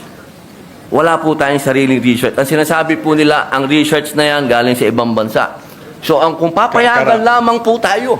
Karamihan ng mga pills na inapprove ng FDA, kahit yung study yata nung effect ng mga pills na yun, foreign studies po yun, sinasabit lang po sa FDA yun. Opo, yun nga po ang hindi natin. So, hindi po ako makapaniwala na yun po yung dahilan na wala lang Philippine research. Baka, ano po kaya, sa hearing po natin, ano po ang nasabi nilang dahilan? Yun po. Research? Lack of a Philippine-based research? Yun lang yung dahilan yun po nila? ang naririnig ko lagi. Pati po sa mga ibang resource speaker po natin, marami po silang, kasi tama naman po yung kanila. Sa totoo lang po, Ginoong Pangulo, ako po ay sumasang-ayon na dapat magkaroon po tayo ng sarili nating research. Kaya po sana, sa pamamagitan po ng panukala na ito, para po magkaroon ng katahimikan po ang lahat, magkaroon po ng kapayapaan ng loob, magkaroon din po tayo ng research patungkol po dito. Kung magre-research ba ngayon using, siyempre, cannabis extracts, takot ang institution na nagre-research kasi bawal. Opo. Dito lang po sa tabi ko. Kailangan muna itong batas nito even before that research to be done. Pero ang batas na to kasi legalizes already the use of medical cannabis, so parang pointless. Hindi po, sarili po nating research para po makumbinsi po natin. Kaya nga, ang posisyon po ba ng ating sponsor ay walang maka-research na Philippine-based research, Philippine subjects siguro, Philippine-based subjects on medical cannabis, cannabinoids, cannabis extracts. Kasi kung wala itong batas na ito, bawal yung mga raw materials na ginagamit nila. Opo. Pero itong batas na ito allows already the use of medical cannabis, making that research practically pointless. Kasi po ang pinupunto ko po, Ginoong Pangulo, yung po kasing posisyon ng mga hindi po sumasang-ayon. Kailangan po silang ma-at peace. Ma-at peace po. Ma-at peace lang sila kung magkakaroon po ng research na tayo po ang gumawa. Kasi meron po namang mga... Okay, nag-gets. Apo. Meron naman po kasing mga research na po na naisagawa na po doon nga po sa mga progresibong bansa na katanggap-tanggap na po. At sinasabi pa po ng United Nations na ito na po talaga yung schedule niya. Opo. Okay, sige po. Ito na lang po, just a few more questions na lang. Yung bago tayo, kunyari maging batas na po ito, bago talaga magamit yung medisina na may cannabis or cannabinoids or cannabis extract, or bago to mabenta sa publiko, ilang lisensya ba ang kailangan makuha nitong medisina na ito bago siya maging available sa publiko? Aba, magandang tanong yan. Kasi hindi namin mabilang sa dami ng steps dito po. So Sa totoo lang po, Ginoong Pangulo, ako po lahat ang gumawa ng steps na yan dahil gusto ko po talagang makasigurado na hindi po ito maaabuso.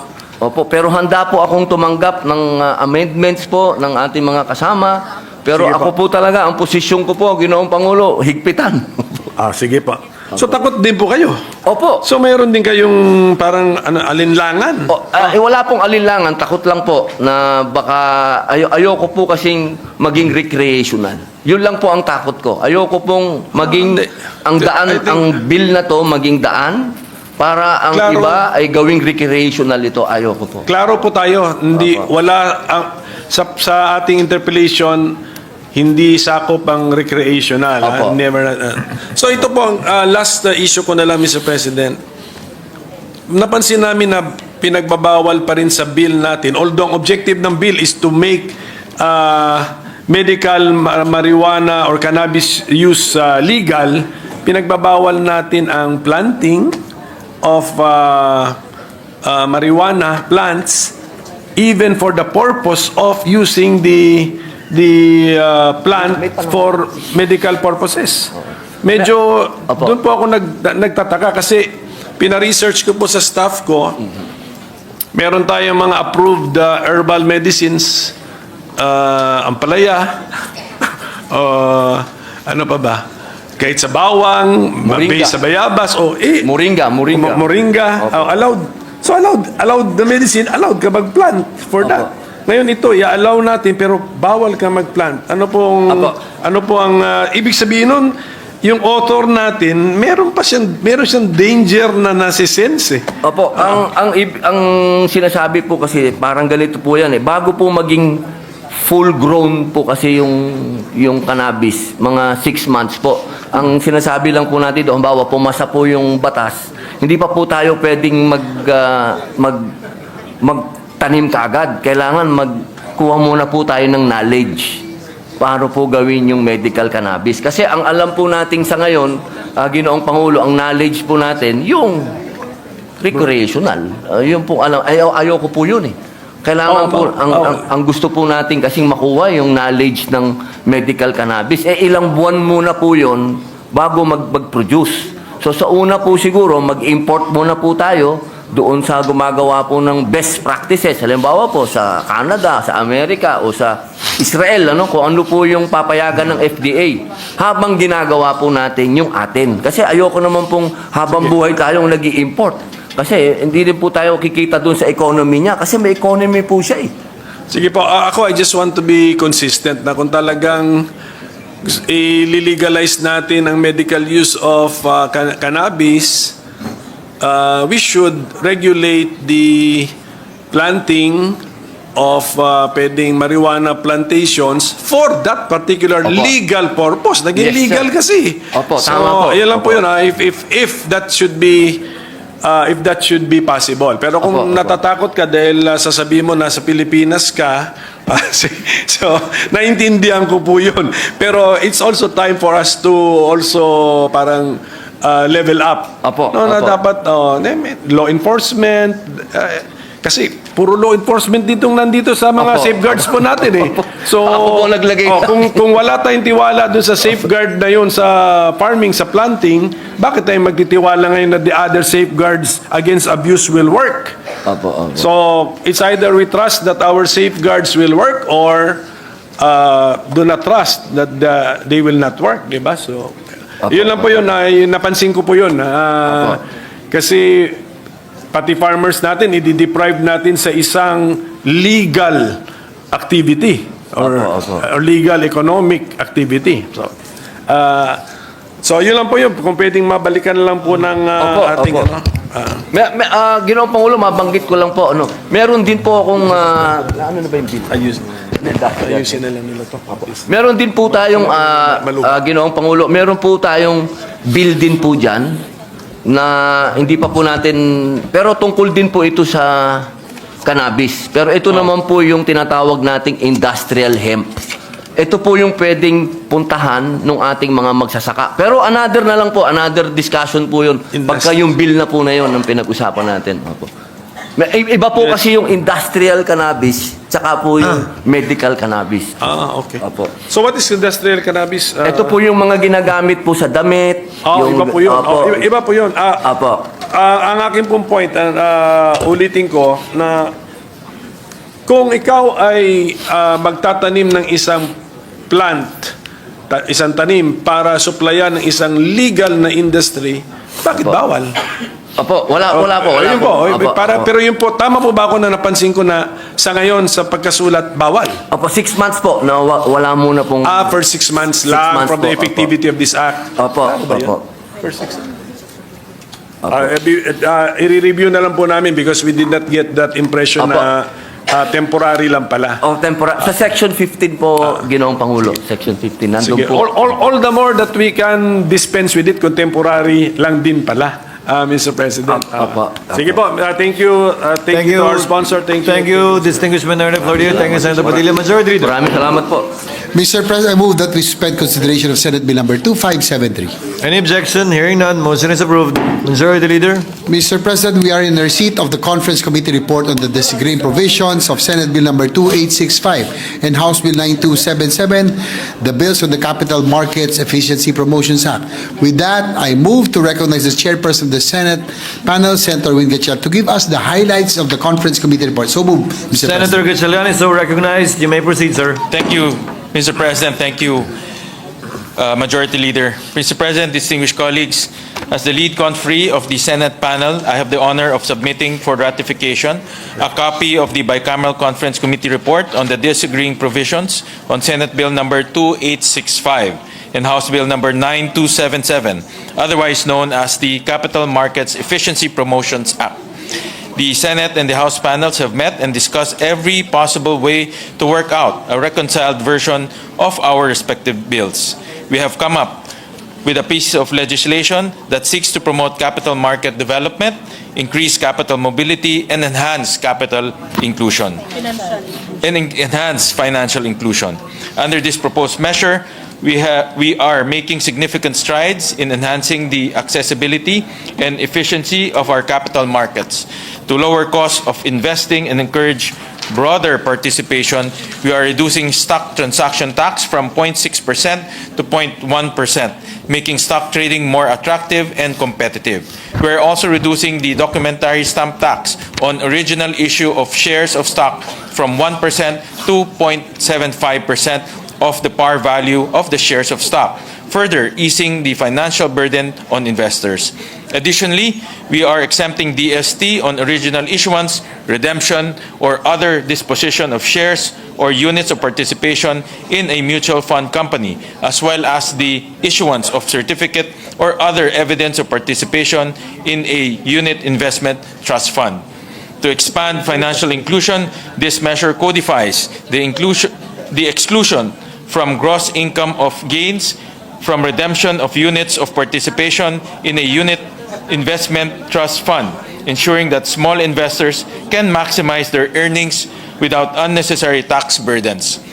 Additionally, we are introducing an additional allowable deduction of 50% of the employer's actual contribution to their employees' personal equity and retirement accounts, incentivizing businesses to help Filipinos prepare for a secure retirement. Finally, this bill codifies the timing of recognition of equity-based compensation as compensation income, clarifying that taxation occurs at the time of exercise. As we introduce the Capital Markets Efficiency Promotions Act, we are not just making investments more affordable, we are breaking down long-standing barriers and opening doors for every Filipino to take charge of their financial future. A more efficient capital market means more opportunities, greater financial inclusion, and stronger economy that works for all. Finally, I extend my gratitude to Senator Joel Villanueva as a co-author of this measure. His unwavering dedication and advocacy for this legislation were the driving forces that brought us to this pivotal moment. To my fellow confrees, Senate Minority Leader Senator Coco Pimentel, Senator Pia Cayetano, Senator J. Versito, and Senator Joel Villanueva, thank you for your invaluable contributions during the bicameral conference meetings as we resolve several issues. Mr. President, the comprehensive details of the disagreeing provisions are reflected in the joint explanatory statement. With the permission of the body, I move that the said joint explanatory statement on the disagreeing provisions of Senate Bill number 2865 and House Bill number 9277 be read in toto into the record, and that the bicameral conference committee report be ratified. Mr. President, before I end, let me just report to the body and of course to our Senate President that we have this 19th Congress has enacted 7 tax measures that will generate new taxes and new revenue for government in an amount of 200 billion pesos, Mr. President, in a span of 5 years. So I'm happy to report that your Senate has been producing bills to help government increase fiscal space and therefore reduce fiscal deficit. Thank you, Mr. President. Thank you, colleagues. Congratulations to Senator Gatchalian as well. Is there any objection to the motion of the distinguished sponsor? Hearing none, the Conference Committee report on the disagreeing provisions of Senate Bill number 2865 and House Bill number 9277 is hereby approved and ratified. Congratulations once more. Majority Floor Leader. Yes, Mr. President, just for the information of the body, we received information that the House of Representatives adopted the Senate version of Senate Bill number 2838 or the Magna Carta of the Barangay Health Workers. We thank our colleagues in the House of Representatives for this. Of course, we thank our colleagues as well in the Senate. Para sa ating mga OHW, konting tulog na lang po, magiging batas na po ito. Congratulations as well, Senator J.V. Hertzler, the principal author and sponsor of the measure. Majority Floor Leader. Mr. President, I move that we proceed to the additional reference of business. Reference of business. Secretary General is directed to comply. Messages from the House. Letter from the House informing the Senate that on 3 February 2025, it passed the following House bills, in which it requests the concurrence of the Senate. House number 11340, creating 3 additional branches of the RTC in the 4th Judicial Region to be stationed in the city of General Trias, Cavite. Appropriating funds, therefore, amending Section 14E of BP 129. 11349, creating 1 additional branch of the RTC, 10th Judicial Region, Municipality of Quezon, Province of Bukidnon, appropriating funds therefore. 11350, creating 2 additional branches of the RTC in the 10th Judicial Region, City of Butuan, Province of Agusan del Norte, appropriating funds therefore. 11352, creating 2 additional branches of the RTC in the National Capital Judicial Region to be stationed in Valenzuela and appropriating funds therefore. To the Committees on Justice, Human Rights, and Finance. 11357, strengthening the Philippine healthcare system to achieve efficiency and equity and to improve public health emergency preparedness, amending for the purpose Republic Act number 11223, otherwise known as the Universal Healthcare Act. The Committee on Rules. 10902, declaring the 7th day of November of every year a special national working holiday in commemoration of the establishment of the first Philippine mosque and the introduction of Islam in the Philippines. The Committee on Rules. 11204, strengthening the Legal Education Board, amending for the purpose of Public Act Number 7662, otherwise known as the Legal Education Reform Act of 1993, and appropriating funds therefore. The Committees on Higher and Technical Vocational Education, Justice and Human Rights, Ways and Means, and Finance. 11229, allowing the interment of Filipino sports heroes of the libingan ng mga bayani. The Committee on Sports. 11286, strengthening the administration of excise tax on tobacco products, cigars, cigarettes, heated tobacco products, vapor products, and novel tobacco products, amending for the purpose of the National Internal Revenue Code of 1997 as amended. Committee on Ways and Means. 11317, providing an additional ground for canceling the certificate of candidacy of a candidate and making the acts of a nuisance candidate an election offense. Amending Section 69, 261CC, and 264 of Batas Pambansa Bilang 881 as amended, otherwise known as the Omnibus Election Code of the Philippines. The Committee on Electoral Reforms and People's Participation. 11337, an act providing for the rights of informal ambulant vendors. The Committees on Social Justice, Welfare and Rural Development, and Local Government. House number 11341, an act strengthening the Polytechnic University of the Philippines, declaring it as a National Polytechnic University and appropriating funds The therefore. Committee on Rules. 11355, an act enhancing animal industry development and competitiveness, strengthening the Bureau of Animal Industry and creating for the purpose an Animal Competitiveness Enhancement Fund. The Committee on Agriculture, Food and Agrarian Reform, Ways and Means, and Finance. 11358, an act providing for a comprehensive fiscal autonomy for the judiciary, creating for the purpose the Judiciary Trust Fund. The Committees on Justice and Human Rights and Finance. 11360, amending sections 144, 145, 147, 263A, and 289 of the National Internal Revenue Code of 1997 as amended and for other purposes. The Committee on Ways and Means. 4921, reclassifying as agricultural land a parcel of land of the public domain located in Mangabul Reservation in Municipality of Bayambang, Province of Pangasinan, for the purpose of distributing the same to long-term farmers and occupants thereof. To the Committees on Environment, Natural Resources and Climate Change, Agriculture, Food and Agrarian Reform. House number 4922, reclassifying as agricultural land a parcel of land of the public domain situated at Lourdes, Alubid, Province of Misamis Oriental, to be utilized as a site of the Science and Technology part of the University of Science and Technology of Southern Philippines. 5143, reclassifying as agricultural land a parcel of land of the public domain located in the Dinalupihan and Hermosa, Province of Bataan, as agricultural land open to disposition. 5150, reclassifying a parcel of land of the public domain located in the city of Misamis, Province of Misamis Occidental, as agricultural land and open to disposition.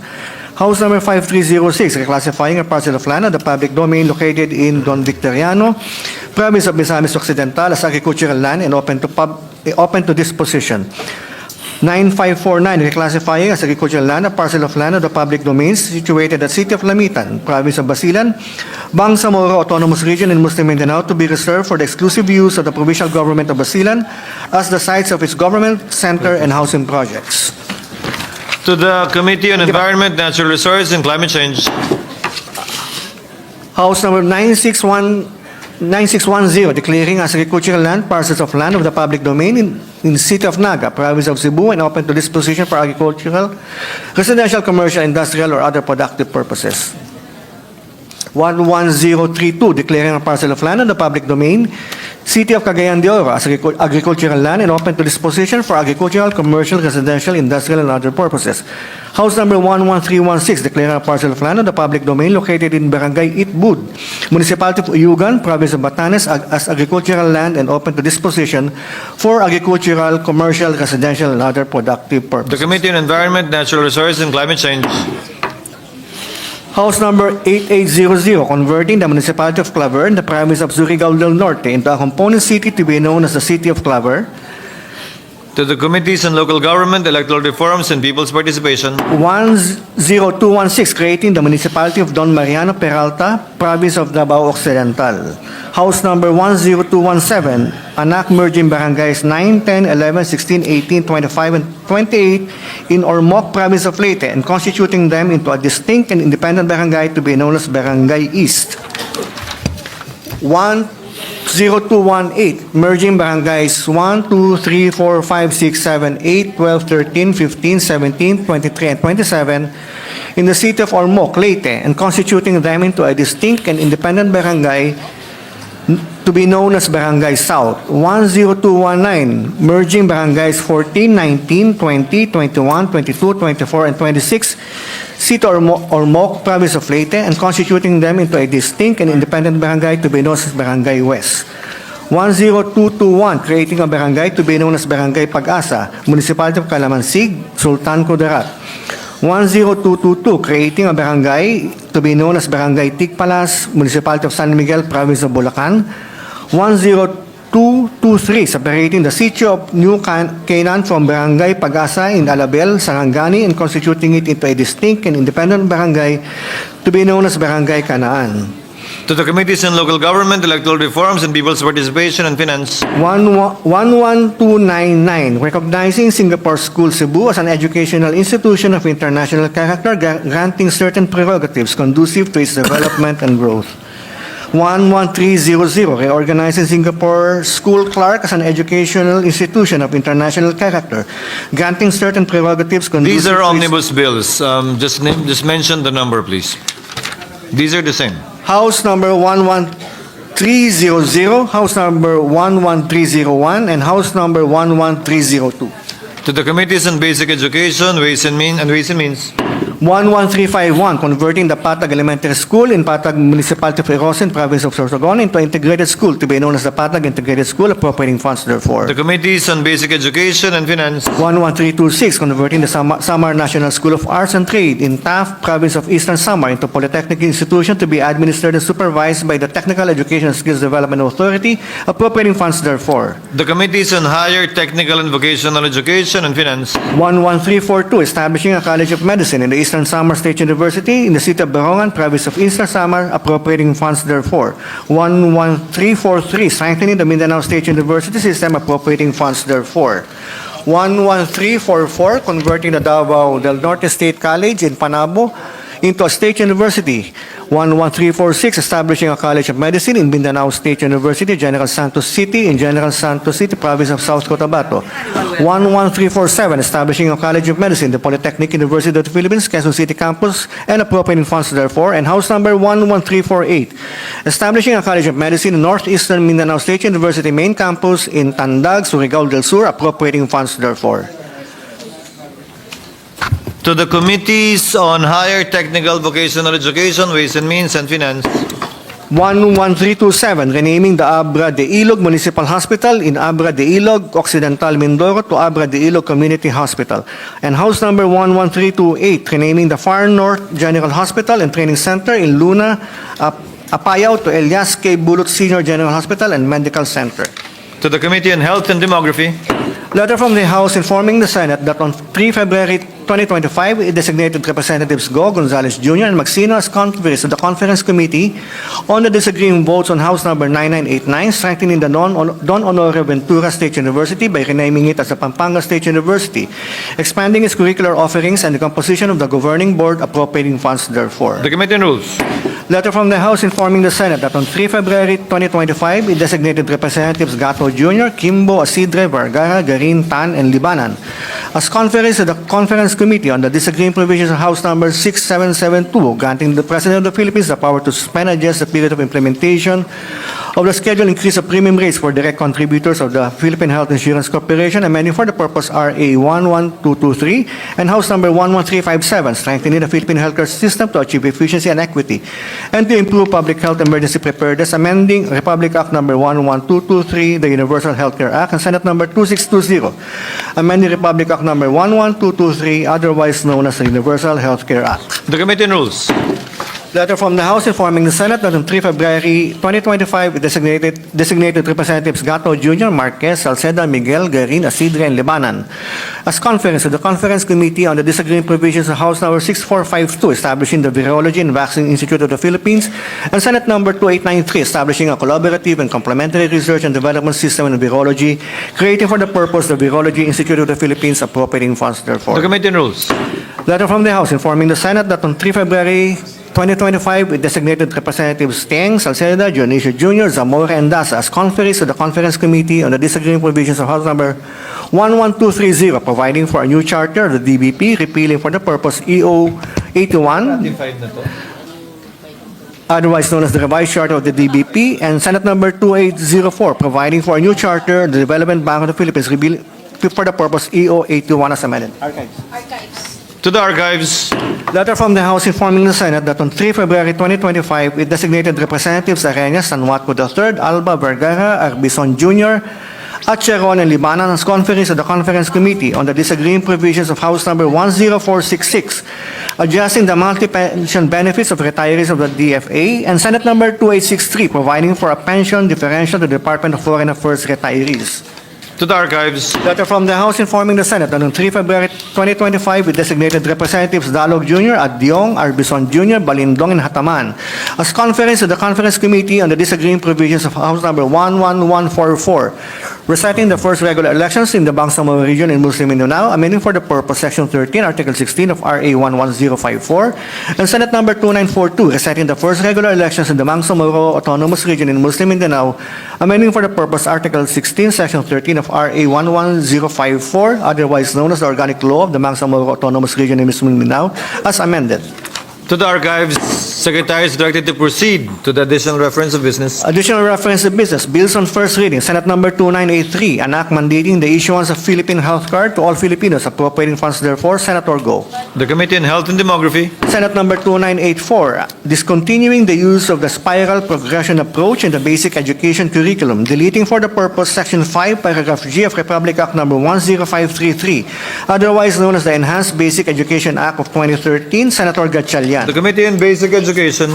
Resolutions. Proposed Senate Resolution 1308, directing the Senate Committee on Energy to investigate price-setting practices of the Manila Electric Company, as well as the rate-setting and other regulatory mechanisms of the Energy Regulatory Commission. Senator Ontiveros. The Committee on Energy. 1309, directing the Committee on Health and Demography to conduct a thorough review and evaluation and implementation of RA 11223, otherwise known as the Universal Healthcare Act. Senator Ejercito. The Committee on Health and Demography. 1310, directing the Senate Committee on Accountability of Public Officers and Investigations to conduct an inquiry on the substantial number of inactive, non-operational, invalid, or unused exploration permits and mineral agreements contrary to the declared policy of RA 7942, the Philippine Mining Act of 1995. Senator Escudero. To the Committee on Environment, Natural Resources, and Climate Change. Committee Report 528, jointly by the Committees on Trade, Commerce, and Entrepreneurship, Economic Affairs, and Finance, on Senate number 2985, with Senators Pimentel III, Villar M., Revilla Jr., Villanueva, Villar C., and Cayetano AP, an act promoting entrepreneurship by institutionalizing a financing program for micro and small enterprises to the Pondo sa Pagbabago at Pag-asenso program, appropriating funds therefore, recommending approval in substitution of Senate number 75, 1247, 2357, and 2404, taking into consideration House number 7363, sponsor Senator Cayetano AP. To the calendar for ordinary business. 529, jointly by the Committees on Trade, Commerce, and Entrepreneurship, and Health and Demography, on Senate number 2986, with Senators Gatchalian, Revilla Jr., Marcos, Go, and Cayetano AP, an act granting enhanced protection to consumers, amending for the purpose Republic Act number 7394, or the Consumer Act of the Philippines as amended, recommending approval in substitution of Senate numbers 942, 1106, 1302, 1369, and 1785, sponsor Senator Cayetano AP. To the calendar for ordinary business. Secretary may proceed to the second additional reference of business. Messages from the House. Letters from the House of Representatives informing the Senate that on 14, 15, 21, 22, 28 January, and February 3, 2025, it adopted the following Senate bill. Senate number 2871 as an amendment to House number 9571. Senate number 2799 as an amendment to House number 7752. Senate number 2797 as an amendment to House number 10634. Senate number 2252 as an amendment to House number 7479. Senate number 355 as an amendment to House number 7322. Senate number 2616 as an amendment to House number 8202. Senate number 2615 as an amendment to House number 8394. Senate number 2614 as an amendment to House number 8441. Senate number 2619 as an amendment to House number 8504. Senate number 2618 as an amendment to House number 8395. Senate number 1691 as an amendment to House number 7506. Senate number 1725 as an amendment to House number 7529. Senate number 2814 as an amendment to House number 6509. Senate number 2818 as an amendment to House number 10172. Senate number 2906 as an amendment to House number 11186. And Senate number 2900 as an amendment to House number 7764. To the archives. Letters from the House informing the Senate that on 21, 28 January, and 3 February 2025, it concurred with the Senate amendments to the following House bills. House number 7406, House number 5827, House number 3401, House number 4275, House number 5659, House number 5731, House number 6556, House number 8283, House number 8284, House number 9047, House number 9650, House number 9651, House number 9652, House number 9653, House number 9654, House number 9655, House number 9664, House number 9757, House number 10671, House number 10773, House number 10774, House number 10775, House number 10776, House number 10777, House number 10778, House number 10779, House number 10780, House number 10781, House number 1082, House number 1084, House number 1085, House number 10837, House number 10838, House number 10839, House number 5850, House number 5851, House number 6158, House number 8214, House number 428. To the archives. Majority Floor Leader. Senate Secretary will proceed. Letter from the House of Representatives informing the Senate that on 27 January 2025, it ratified the Conference Committee report on the disagreeing provisions of House number 11199, an act reorganizing the National Economic and Development Authority into the Department of Economy, Planning and Development, and reconstituting the NEDA Board into the Economic Development Council, repealing for the purpose EO 230 series of 87 and amending EO 292 series of 87, appropriating funds therefore. And Senate number 2878, reorganizing the National Economic and Development Authority into the Department of Economy, Planning and Development, and reconstituting the NEDA Board into the Economy and Development Council, repealing for the purpose EO 230 series of 87, amending EO 292 series of 87, appropriating funds therefore. To the archives. Majority Floor Leader. Mr. President, I move that we resume consideration of Senate Bill number 2982 under Committee Report number 527. This is the bill on the Fiscal Autonomy Act of the Judicial Branch of Government. I so move, Mr. President. Any objection? Hearing none, consideration of the aforementioned measure is now in order. Having sponsored the measure, I move to open the period of interpellation and recognize the sponsor, our Minority Leader, Senator Aquilino Comitel III. The Minority Leader is recognized. May we know from the Majority Leader if there is a colleague of ours who listed as interested in interpellating, Mr. President? Mr. President, there being no other reservation for interpellation, I move to close the period of interpellation. The Majority Leader will not interpellate anymore. Any objection? Hearing none, motion is approved. Period of amendment is now open. If there are any amendments, Minority Leader. Well, I just want to state, Mr. President, that during the sponsorship speech, we really tried our best to divulge everything about the bill, Mr. President. Nandun naman, it's a short bill, just 4 pages. So, no amendments, Mr. President. There being no amendments, Majority Floor Leader. With no amendment, I move to close the period of amendments. Any objection? Hearing none, motion is approved. I move to approve and second reading Senate Bill number 2982. So move, Mr. President. Any objection? Hearing none, Senate Bill number 2982 is approved on second reading. Majority Floor Leader. I move that we suspend consideration of Senate Bill number 2982. There being no objection, motion is approved. This is the bill on the amendments to the Charter City of Bacoor. So move, Mr. President. Any objection? Hearing none, motion is approved.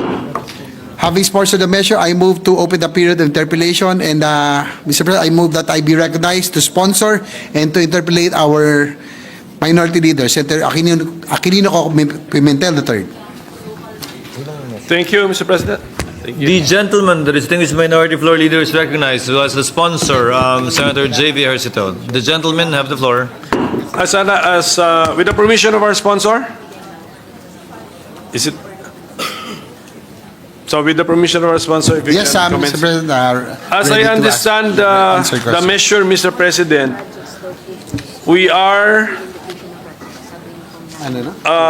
we are going to recognize by law what the local government unit of Bacoor, Cavite already did through ordinance, which is the merger of certain barangays. Is that the main content of the bill, Mr. President? Yes, I honor, Mr. President. Actually, Mr. President, alam nyo yung pag-rationalize ng mga number of barangays, mahirap gawin yan and it really takes a political will. So, kung nagawa ng Bacoor City yan, Mr. President, pwede bang makwentuhan tayo? Ilan po bang, ano pong ginawa nila sa number of barangays nila at inayos nila o na-rationalize po nila? Yes, Mr. President, according to the author of the proposal, Congressman Lani Mercado Revilla, who is incidentally here as our backstop, the city government found out that of the 73 barangays, 47 are not generating sufficient annual revenues to independently finance their daily operations and support their respective residents. Kaya po, nag-cut sila. So, from 73 barangays, 47 naging 47 na lang po. So, baliktad po. Instead of increasing, nag-rationalize sila. So, this Mahirap gawin yan, Mr. mahirap President. talaga. This is politically risky, Your Honor, Mr. And it takes President. political will. Kaya nga, so, we will congratulate the local government unit of Bacoor City kasi they have demonstrated political will. And I'm sure nagkonsulta din sila. This is with the consent of their constituents affected by the rationalization of the size and the number of their barangays. So yun po yung ginagawa natin. Pinaparecognize natin by law ang ginawa nila by ordinance para saan po? Bakit kailangan gawin yun? Ma-reflect. Ma-reflect. And Yun lang, di ba?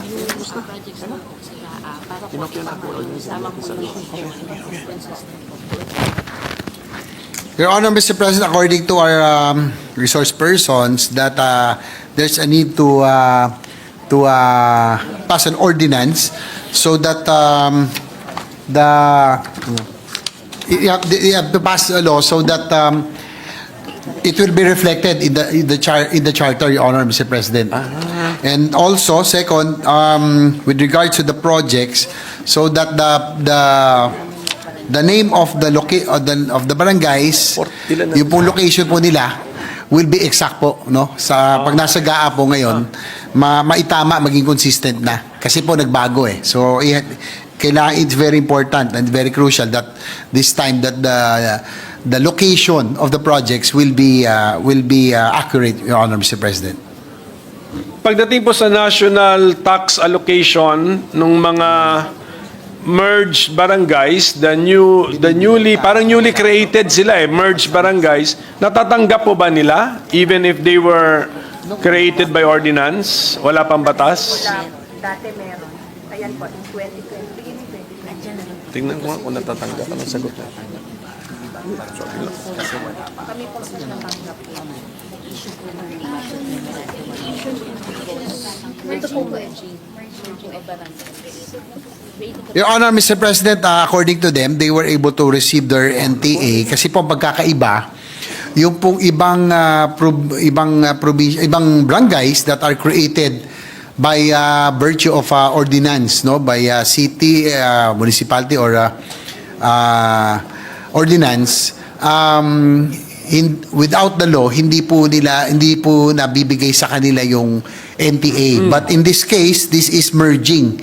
So Correct. this is not creation. So Correct. they were able to receive their share of the barangays were able to receive their share of the national tax allotment for 2024, Your Honor. So it's clear that we're not passing this bill for that purpose. Wala palang problem as far as NTA is concerned. Okay. Yes, Your Honor, Mr. President. Problema lang yung pag-creation, but this one Correct. is merging, Your Honor, Mr. President. Opo. So, ang ginagawa natin, pinapa-reflect natin yung changes on the ground introduced by city ordinance. Ilalagay na natin ngayon, i-amend natin si charter of the City of Bacoor para ma-reflect yung changes na yon. That is correct. And hopefully, lessen any future problems kung meron man. That is po, correct, that's a Mr. problem. President. That is correct. So with that, Mr. President, it's very clear.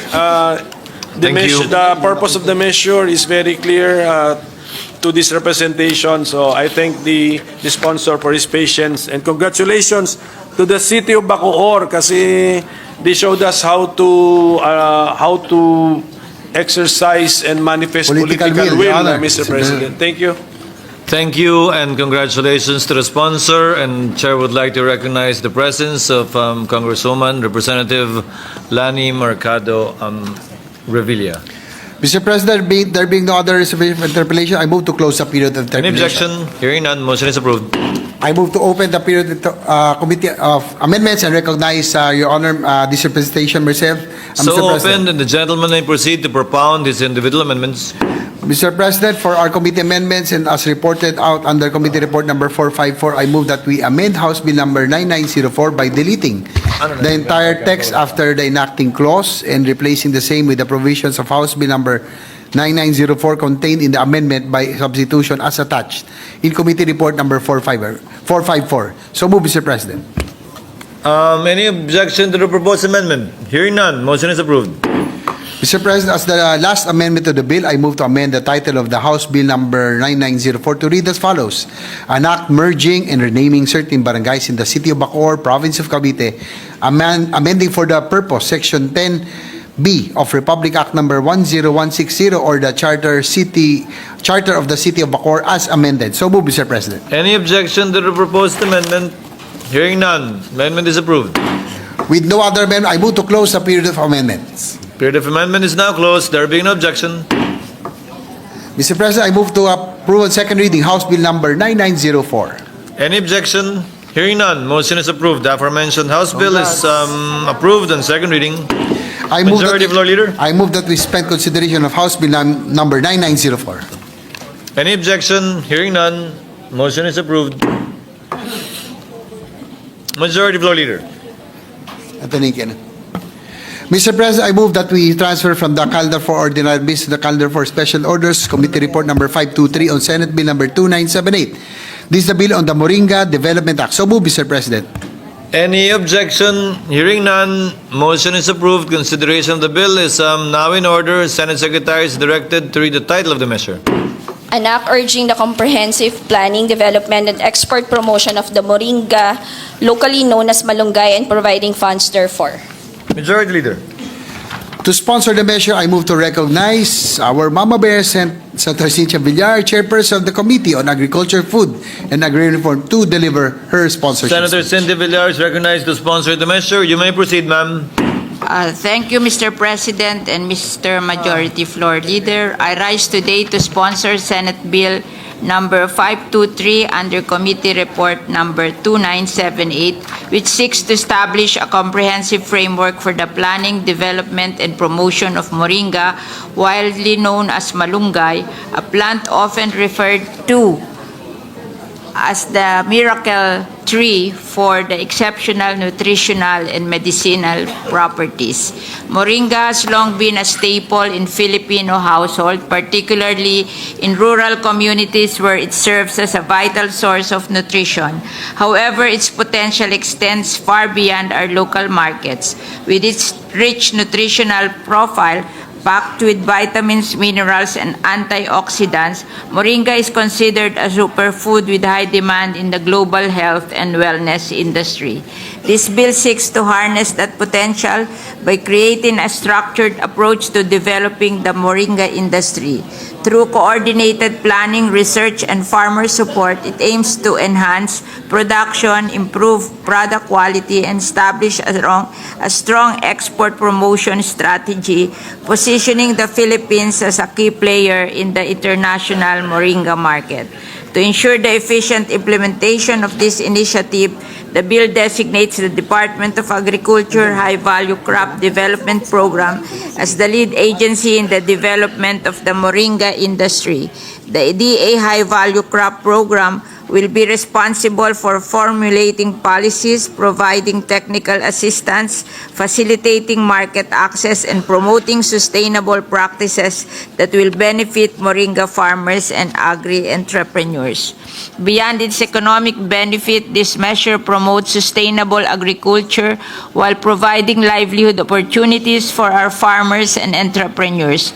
By investing in moringa production, we can generate jobs, lift rural communities, and contribute to economic growth, all while promoting better health and nutrition. With that, Mr. President, I urge my colleagues to support the swift passage of this measure.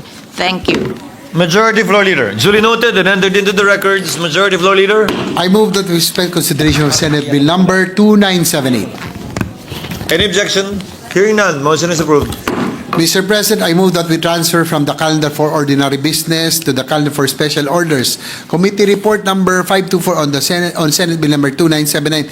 This is the bill on the Agrarian and Agricultural Writing Off or Condonation and Restructuring of Loans Act. So move, Mr. President. Any objection? Hearing none. Senate Secretary is directed to read the title only of the measure. An act providing for the writing off of loans or condonations of unpaid interest, penalties, and surcharges of loans and loan restructuring secured by farmers, fisher folks, and agrarian reform beneficiaries from the Department of Agrarian Reform, Department of Agriculture, Agricultural Credit Policy Council, Cooperative Development Authority, National Food Authority, and Kedan and Rural Credit Guarantee Corporation. Majority Floor Leader. To sponsor the measure, I move to recognize Senator Cynthia Villar, Chairperson of the Committee on Agriculture, Food, and Agrarian Reform. To Senator deliver. Villar is recognized. You may proceed, ma'am, to deliver your sponsorship speech. Mr. President, I rise today to sponsor Senate Bill 2979 under Committee Report 524, which seeks to write off or condone unpaid loans and restructure the accumulated interest surcharges and penalties of dormant agrarian and agricultural loans availed of by our farmers, fisher folks, and agrarian reform beneficiaries. These loans were granted through the Department of Agrarian Reform, Department of Agriculture, Agriculture Credit Policy Council, Cooperative Development Authority, National Food Authority, and Kedan and Rural Credit Guarantee Corporation. Agricultural loans play a critical role in sustaining and growing our agricultural sector. For our farmers and fisher folks, access to credit is essential. It provides them with the capital needed to invest in land, livestock, machinery, technology, and farm inputs. It enables them to increase productivity, combat pests and diseases, and recover from natural disasters. These measures give them a second chance by allowing them to regain access to financing opportunities. By relieving them of the long-standing financial burdens, we empower them to rebuild their livelihood, expand their businesses, explore new markets, and contribute to rural development and food security. The bill also aims to reinstate farmers with unpaid agrarian and agricultural debts into the financial and banking system, ensuring that they are not excluded from future credit opportunities and other government benefits due them. At the same time, it cleanses the books of government agencies by removing non-performing accounts that are over 10 years old. The one-time condonation covers unpaid interest, penalties and surcharges of loan extended by the Department of Agrarian Reform, Department of Agriculture, Cooperative Development Authority, National Food Authority, the KEDAN, and that of the Rural Credit Guarantee Corporation or the KEDANCOR, and those lodged under the Agricultural Credit Policy Council as follows. Department of Agrarian Reform secured through the Credit Assistance Program Beneficiaries Development 140 million. Dutch Rural Development Assistance Program 16,531,000. DAR Direct Lending Financing Program 144,058,000. DAR Special Projects Office Direct Financing Program for ARBs 187,204,000. DAR Special Projects Office Direct Window 3 Financing Program for ARBs 487,802,000. National Food Authority Farmer Level Grain Center 78,605,328.24. Cooperative Development Authority under the Cooperative Development Loan Fund 367,642,380.68. Agricultural Credit Policy Council 3,263,301,132.64, and Kedan Core Agricultural Credit Policy Council 325,608,327.45 for a total of 6,522,959 and 107. Which loan shall the bill cover and how? Loans that have been uncollectible for more than 10 years. For loans, years shall be fully written off. For loans that are less than 10 years old, the debtor account holder shall be entitled to a one-time condonation of loan interest, penalties, and surcharges only, with the principal debt remaining. Loans with collateral shall not be eligible for condonation even if they have been in existence for over 10 years but may still qualify for condonation of interest, penalties, and surcharges while the principal must still be paid. Condonation is an act of compassion on the part of the government. It offers a chance for our agrarian reform beneficiaries, farmers, and fisher folk to regain financial stability, rebuild their credit standing, and return to productive and dignified farming and fishing. With that, Mr. President, I urge my colleagues to support the passage of this measure. Thank you very much. Noted and entered into the records. Majority Floor Leader. I move that we suspend consideration of Senate Bill number 2979. An objection? Hearing none, motion is approved. Mr. President, Senator Ronald Bato de la Rosa would like to co-sponsor Senate Bill numbers 2978 and 2979. Duly noted and entered into the records. Mr. President, I move that we consider and adopt proposed Senate Resolution number 1299. This is the resolution congratulating and commending Johnny Arcilla for his exceptional career in the sport of tennis and for his recognition as a Philippine-Colombian Association Hall of Famer. Any objection? Hearing none, consideration of the measure is now in order. Senator Pia Cayetano is recognized. You may proceed, ma'am. Mr. President, there's another resolution, so may I ask that I deliver my manifestation will be delivered after the other resolution is also read. Yes, Mr. President, I move first that we consider and adopt proposed Senate Resolution number 1300. This is the resolution congratulating and commending Marian Jade Cappadocia for her exceptional career in the sport of tennis and for her recognition as a Philippine-Colombian Association Hall of Famer. Any objection? Hearing none, Senator Pia Cayetano is once again recognized, as I understand, to make a manifestation. History. The PCA is known as the biggest and most prominent tennis tournament in the Philippines.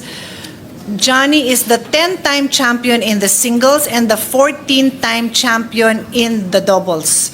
category. He is the only male Filipino tennis player to achieve such a feat. This incredible feat has earned him a permanent place in the PCA Hall of Fame, where his legacy in Philippine tennis will be immortalized for generations to come. He earned the recognition of the ITF Davis Cup Commitment Award in 2013 for playing in the most Davis Cup ties by any Filipino.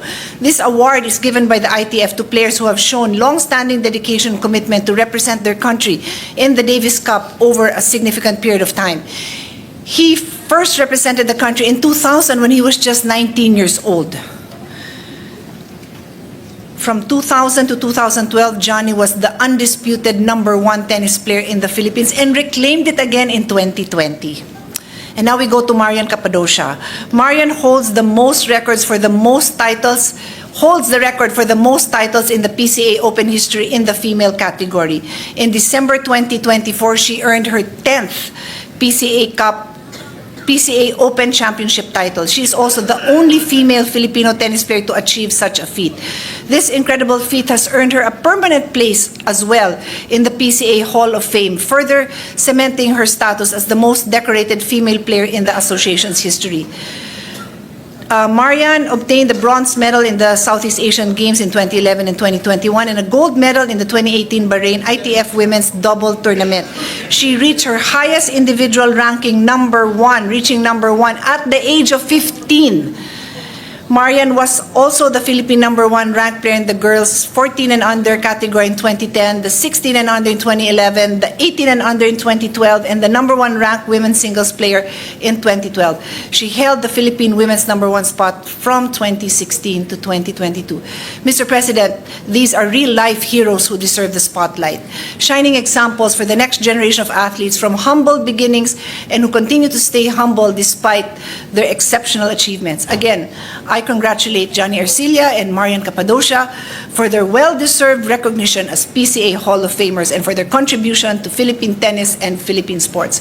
Thank you, Mr. President. Chair joins and other members of the Senate as well join Senator Pia Cayetano in congratulating Johnny Arcilla and Marian Cappadocia for their exceptional achievements. Majority Floor Leader. Yes, Mr. President, with that, I move that we adopt proposed Senate Resolution number 1299 and 1300. Any objection? Hearing none, proposed Senate Resolution number 1299 and 1300 is hereby adopted. And I move that all senators present be made co-authors of the said resolution. So ordered. Majority Leader. Mr. President, at this juncture, we are in a receipt of the Conference Committee report on the disagreeing votes on House Bill number 9989. This is the bill on the revised Don Honorio Ventura State University Charter. And with that, Mr. President, on behalf of the chairperson of the Senate panel, Senator Alan Peter Cayetano, may I be recognized, Mr. President, to give the highlights of the Conference Committee report. On behalf of Senator Cayetano. You may proceed, sir. Thank you very much, Mr. President. Mr. President, on behalf of the Senate panel and the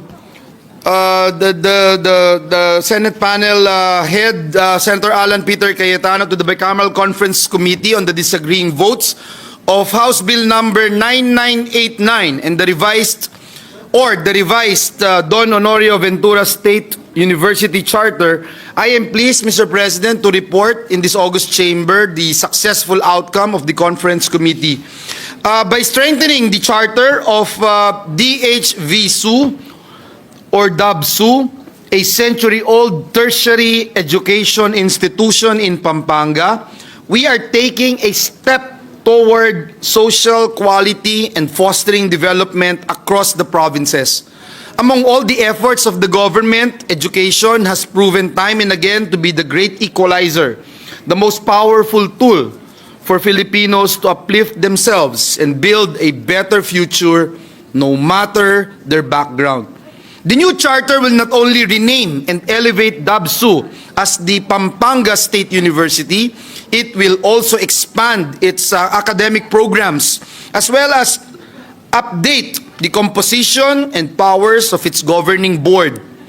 These changes will enhance the university's ability to provide quality, accessible education to more Kapampangans and students in Central Luzon. Situated in a growing economic hub, this ensures that the university can continue to produce graduates who will drive businesses, NGOs, and institutions forward. The conference, Mr. President, agreed to adopt HBN 9989 as amended by the Senate as the working draft in the bicameral conference committee meeting. Among the highlights of the reconciled version is the addition of a Vice President for Academic Affairs under Section 9.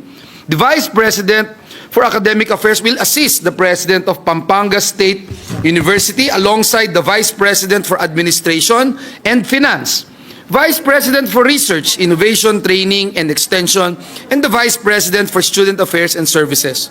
All references to the university were also changed to Pampanga State University in the reconciled version. Mr. President, the changes in the working draft which we stated in the joint explanatory statement are reflected in the contents of the conference committee report. And so with that, Mr. President, I move that the joint explanatory statement be read into the records forming part of my report and that the result of the conference committee be ratified by this body. Any objection?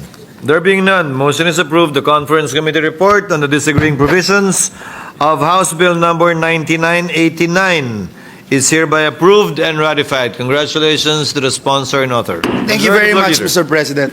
This is the bill on the revised Animal Welfare Act. So move, Mr. President. Any objection? Hearing none, consideration of the bill is now in order. Mr. President, having sponsored the measure, may we recognize the distinguished sponsor, Senator Grace Poe, in opening the period of interpellations and debate. So move, Mr. President. Any objection? Hearing none, period of interpellation is now open. Are there any registered interpellators? Mr. President, there being no member who wishes to interpellate or ask any questions, I move that we close the period of interpellations and debate. So move, Mr. President. Any objection? Hearing none, period of interpellation and debate is now closed. May I now move to open the period of amendments? Period of amendments now closed. Open rather.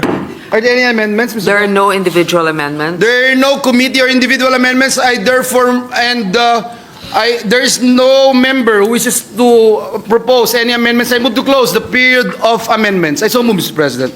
Any objection? Hearing none, period of individual and committee amendments now closed. Mr. President, at this juncture, I move that we approve on second reading Senate Bill number 2975, subject to style. So move, Mr. President. Any objection? Hearing none, Senate Bill number 2975 is approved on second reading. Congratulations to the sponsor and author. Majority Floor Leader. Thank you guys. Thank you everyone. Who let the dogs out muna?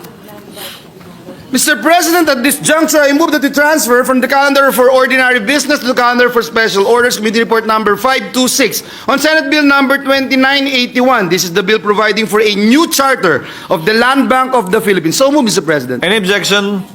Hearing none, motion is approved. Senate Secretary is directed to read the title only of the measure without prejudice to inserting the entire text thereof into the records. An act providing for a new charter of the Land Bank of the Philippines, repealing for the purpose Section 74 to 100 of Republic Act Number 3844 or the Agricultural Land Reform Code as amended. To sponsor the measure, Mr. President, I move to recognize our distinguished Deputy Majority Leader, Senator Mark Villar, Chairperson of the Senate Committee on Banks, Financial Institutions, and Currencies, to deliver his sponsorship speech. So move, Mr. President. Senator Villar is recognized. You may proceed, sir. Mr. President, I rise to the occasion of sponsoring Senate Bill number 2981 under Committee Report number 526, otherwise known as an act providing for a new charter for the Land Bank of the Philippines. Created in 1963, the Land Bank of the Philippines, or LBP, played a crucial part in shifting agrarian reform policies. Its functions have evolved to include commercial banking, direct credit support for agrarian reform beneficiaries, and more recently, economic recovery efforts from the effects of the COVID-19 pandemic. As a policy bank, LBP's core operations are grounded on sustainable development, responding to the financing requirements of small farmers and fisherfolk and MSMEs, among other sectors, that create employment and propel economic growth. With this new charter, LBP envisions contributing not only to developmental programs for the countryside, but also to countrywide and national programs. As of today, LBP in all 82 provinces and 533 branches, 74 branch-light units, 3,112 ATMs, 60 lending centers, 55 accounting centers, and 14 field support service centers. LBP is also committed to enhancing its digital infrastructure to meet the evolving needs of its customers. As of June 2024, LBP's major digital channel usage increased to 63%, with a total of 1.96 trillion pesos worth of transactions. In the same period, LBP extended loans amounting to 1.56 trillion to various sectors, particularly the farmers, fisherfolk, and agribusiness. LBP has 709.31 billion in outstanding loans, making up 45% of its total loan portfolio. On top of these, in 2023, the LPP achieved record remittances of 32.119 billion, making it the #1 GOCC in terms of dividends remitted to the national government. Mr. President, these achievements have encouraged this representation to pursue this measure, granting the LBP a standalone charter to significantly enhance its financial and institutional framework, expand capital raising abilities, and streamline its operational processes. Mr. President, here are some of the important features of the bill. The establishment of a standalone charter realigns the LBP's mandate with various functions that go beyond agrarian reform, enhancing its role as a GFI that serves key sectors. Features that improve access to capital, such as an increase in authorized capital stock and the potential for an initial public offering. These will allow LBP to expand its operations, raise capital without further government funding, and enhance its ability to support development programs. The diversified board of directors of 9 members will now include the NEDA Secretary as a new ex-officio member and 3 independent directors, 1 from the agricultural sector and 2 from the private sector, with 2 additional directors in case private persons acquire shares of the bank. This creates a balanced leadership to navigate the dynamic landscape of the banking industry and ensures proper representation. Lastly, the engagement in financial leasing will help stimulate economic activity by facilitating the acquisition of movable and immovable assets needed for government projects. Mr. President, this representation hopes that this August chamber gives its unyielding support for this proposed measure to provide Land Bank with a streamlined charter, something that I know most of us here believe is long overdue. Before I conclude, I would also like to thank our dear colleague, Senator Cynthia Villar, and of course our Senate President, Chis Escudero, for your authorship of similar bills. Mr. President, let us help Land Bank amplify its contribution to the nation. Thank you very much, Mr. President.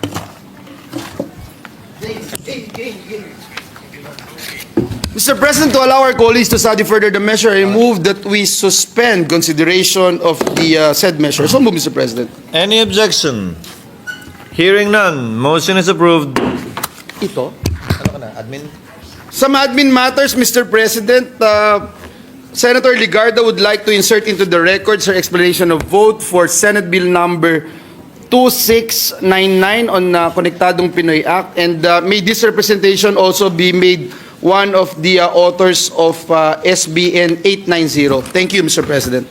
Duly noted and entered into the records. Mr. President, this juncture, I move that we proceed to the Senate President's designation of Senate conferees to the Conference Committee on the disagreeing provisions of Senate Bill number 2893 and House Bill number 6452, the bills on the Virology Institute of the Philippines Act. I so move, Mr. President. Is there any objection? Hearing none, motion is approved. The following members are hereby designated as Senate conferees to the Conference Committee on the disagreeing provisions of Senate Bill number 2893 and House Bill number 6452 as follows.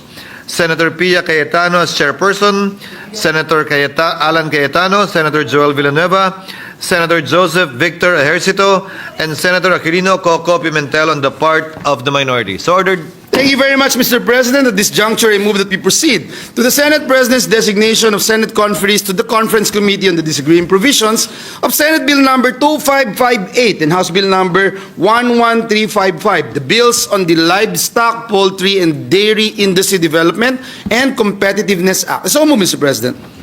Any objection? Hearing none, motion is approved. The following members are hereby designated as Senate conferees to the Conference Committee on the disagreeing provisions of Senate Bill number 2558 and House Bill number 1135 as follows.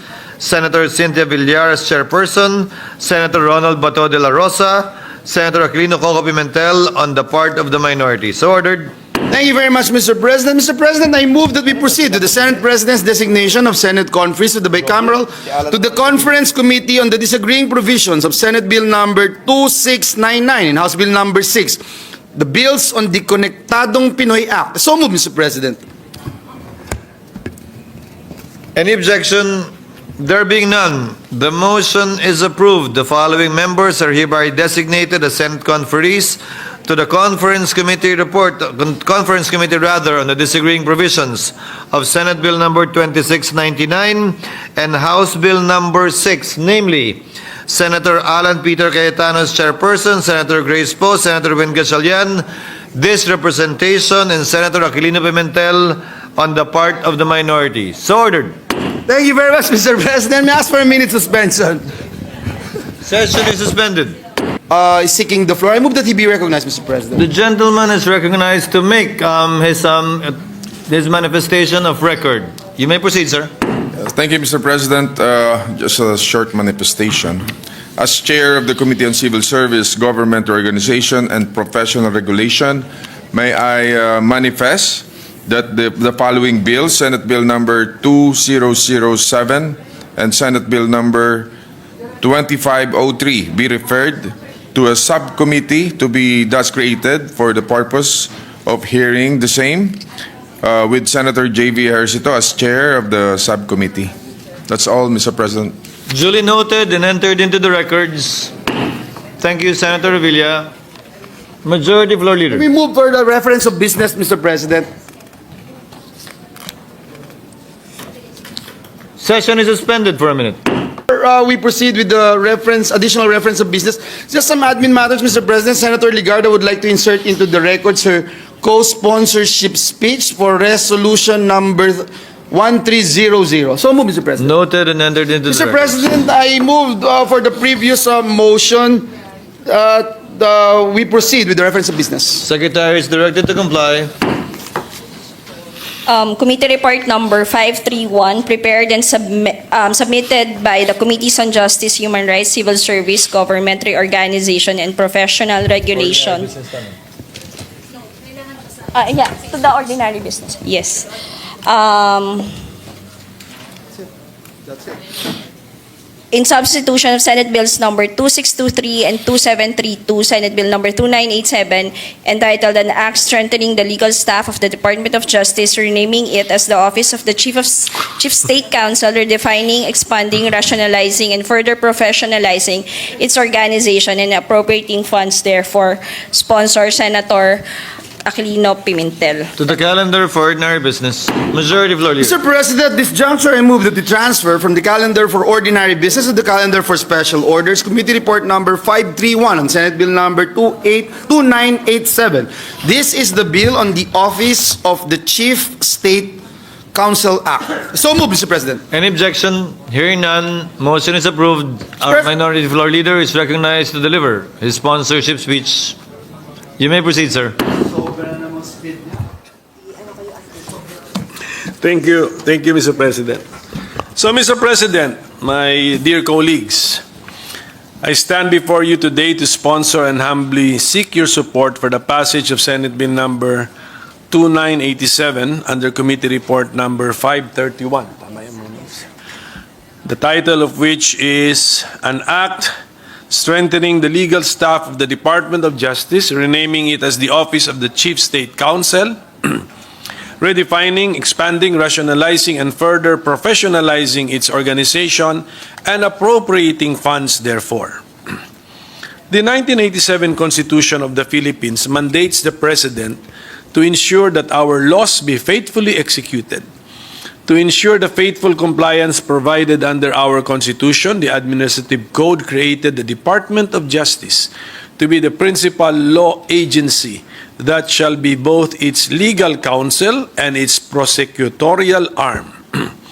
These core functions of the DOJ are performed by the two main offices within the DOJ proper, the legal staff, serving as the legal counsel, and the National Prosecution Service, NPS, as the prosecution arm. With the growing mandate of the Secretary of Justice, the functions of the state councils and employees of the DOJ legal staff have evolved and grown exponentially. It now serves as the backbone of the DOJ, silent yet indispensable warriors for justice. While their work may often take place behind desks and within the intricate papers of legal research, their impact resonates across our justice system and society as a whole. Pero sila po ay napag-iwanan in terms of salary and benefits with their counterpart in the department. In the words of our Chief State Counsel, Dennis Arvin L. Chan, our State Counsel's work is anything and everything legal or having legal implications. Kaagapay natin sila sa pagpasa ng mga makabuluhang batas para sa ikabubuti ng ating bayan. The DOJ legal staff, in fact, participated or has participated in the passage of several game-changing landmark laws such as Number 1, RA number 12065 or the Philippine Archipelagic Sea Lanes Act. Number 2, RA number 9160 or the Anti-Money Laundering Act of 2001. Number 3, RA number 11641 or the Department of Migrant Workers Act. And number 4, RA number 12064 or the Philippine Maritime Zones Act. I just mentioned these laws as examples, but the listing is not comprehensive, Mr. President. When I was the Committee on Foreign Relations Chairman, they served as my legal advisors in the concurrence of important treaties such as the treaty between the Republic of the Philippines and the Russian Federation on extradition, and the treaty between the Republic of the Philippines and the Russian Federation on mutual legal assistance in criminal matters. And what greater contribution can we make than to ensure the passage of this vital measure, paving the way for meaningful change and a better future for our state councils and employees of the DOJ legal staff.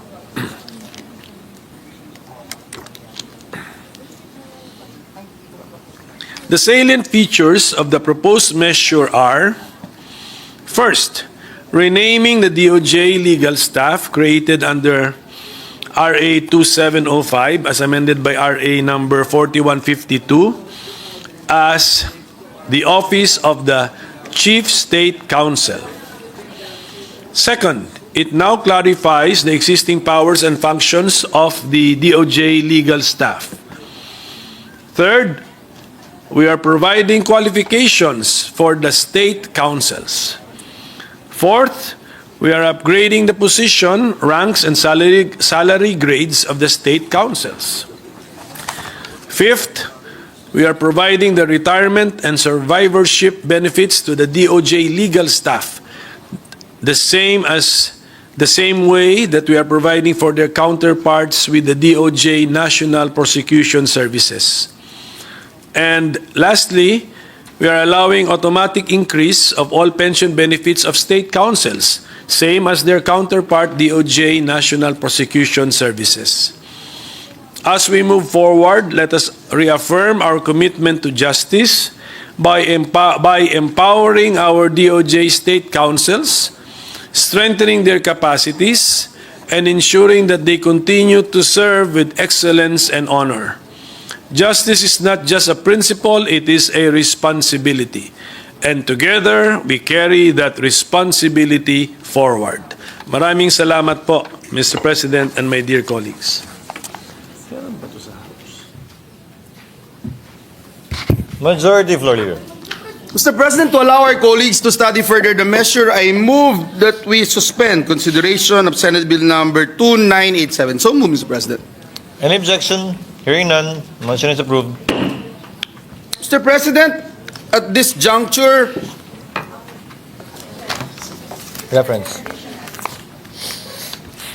I move that we proceed with the additional reference of business. Secretary is directed to comply. Resolution PSR number 1311, resolution congratulating and commending Dr. Beverly Lorraine Ho for being the recipient of the Leadership Award in Public Health Practice in the 2024 Harvard Chan School of Public Health Alumni Awards by Senator Lapid. The Committee on Rules. PSR number 1312, resolution urging the appropriate Senate committee to conduct an inquiry in aid of legislation into the visa-related issues faced by the Philippine national athletes and their coaches, which adversely affect their training and participation in international tournaments by Senator Cayetano P. The Committee on Sports. Committee reports. Committee report number 530 submitted jointly by Committees on Higher Technical and Vocational Education, Ways and Means and Finance on House Bill number 10405, introduced by Representative Ecleo et al., an act establishing a state college in the Lone District of the Province of Dinagat Islands and appropriating funds therefore, recommending its approval with amendment. Sponsor Senator Cayetano Alan. To the calendar rather for ordinary business. Majority Floor Leader. Mr. President, before we adjourn, may I remind our colleagues that there is a standing resolution, resolution number 21, entitled Resolution Authorizing All Regular Standing Committees, Oversight Committees, and Special Committees of the Senate to conduct hearing, meetings, and consultations during every recess of the Senate to have continuity in the process of passing pending proposed legislations and to conduct investigations on issues of national interest to aid in crafting relevant legislation. At this juncture, Mr. President, I move that we adjourn the session until 3 o'clock in the afternoon of Monday, June 2, 2025. So moved, Mr. President. There is a motion.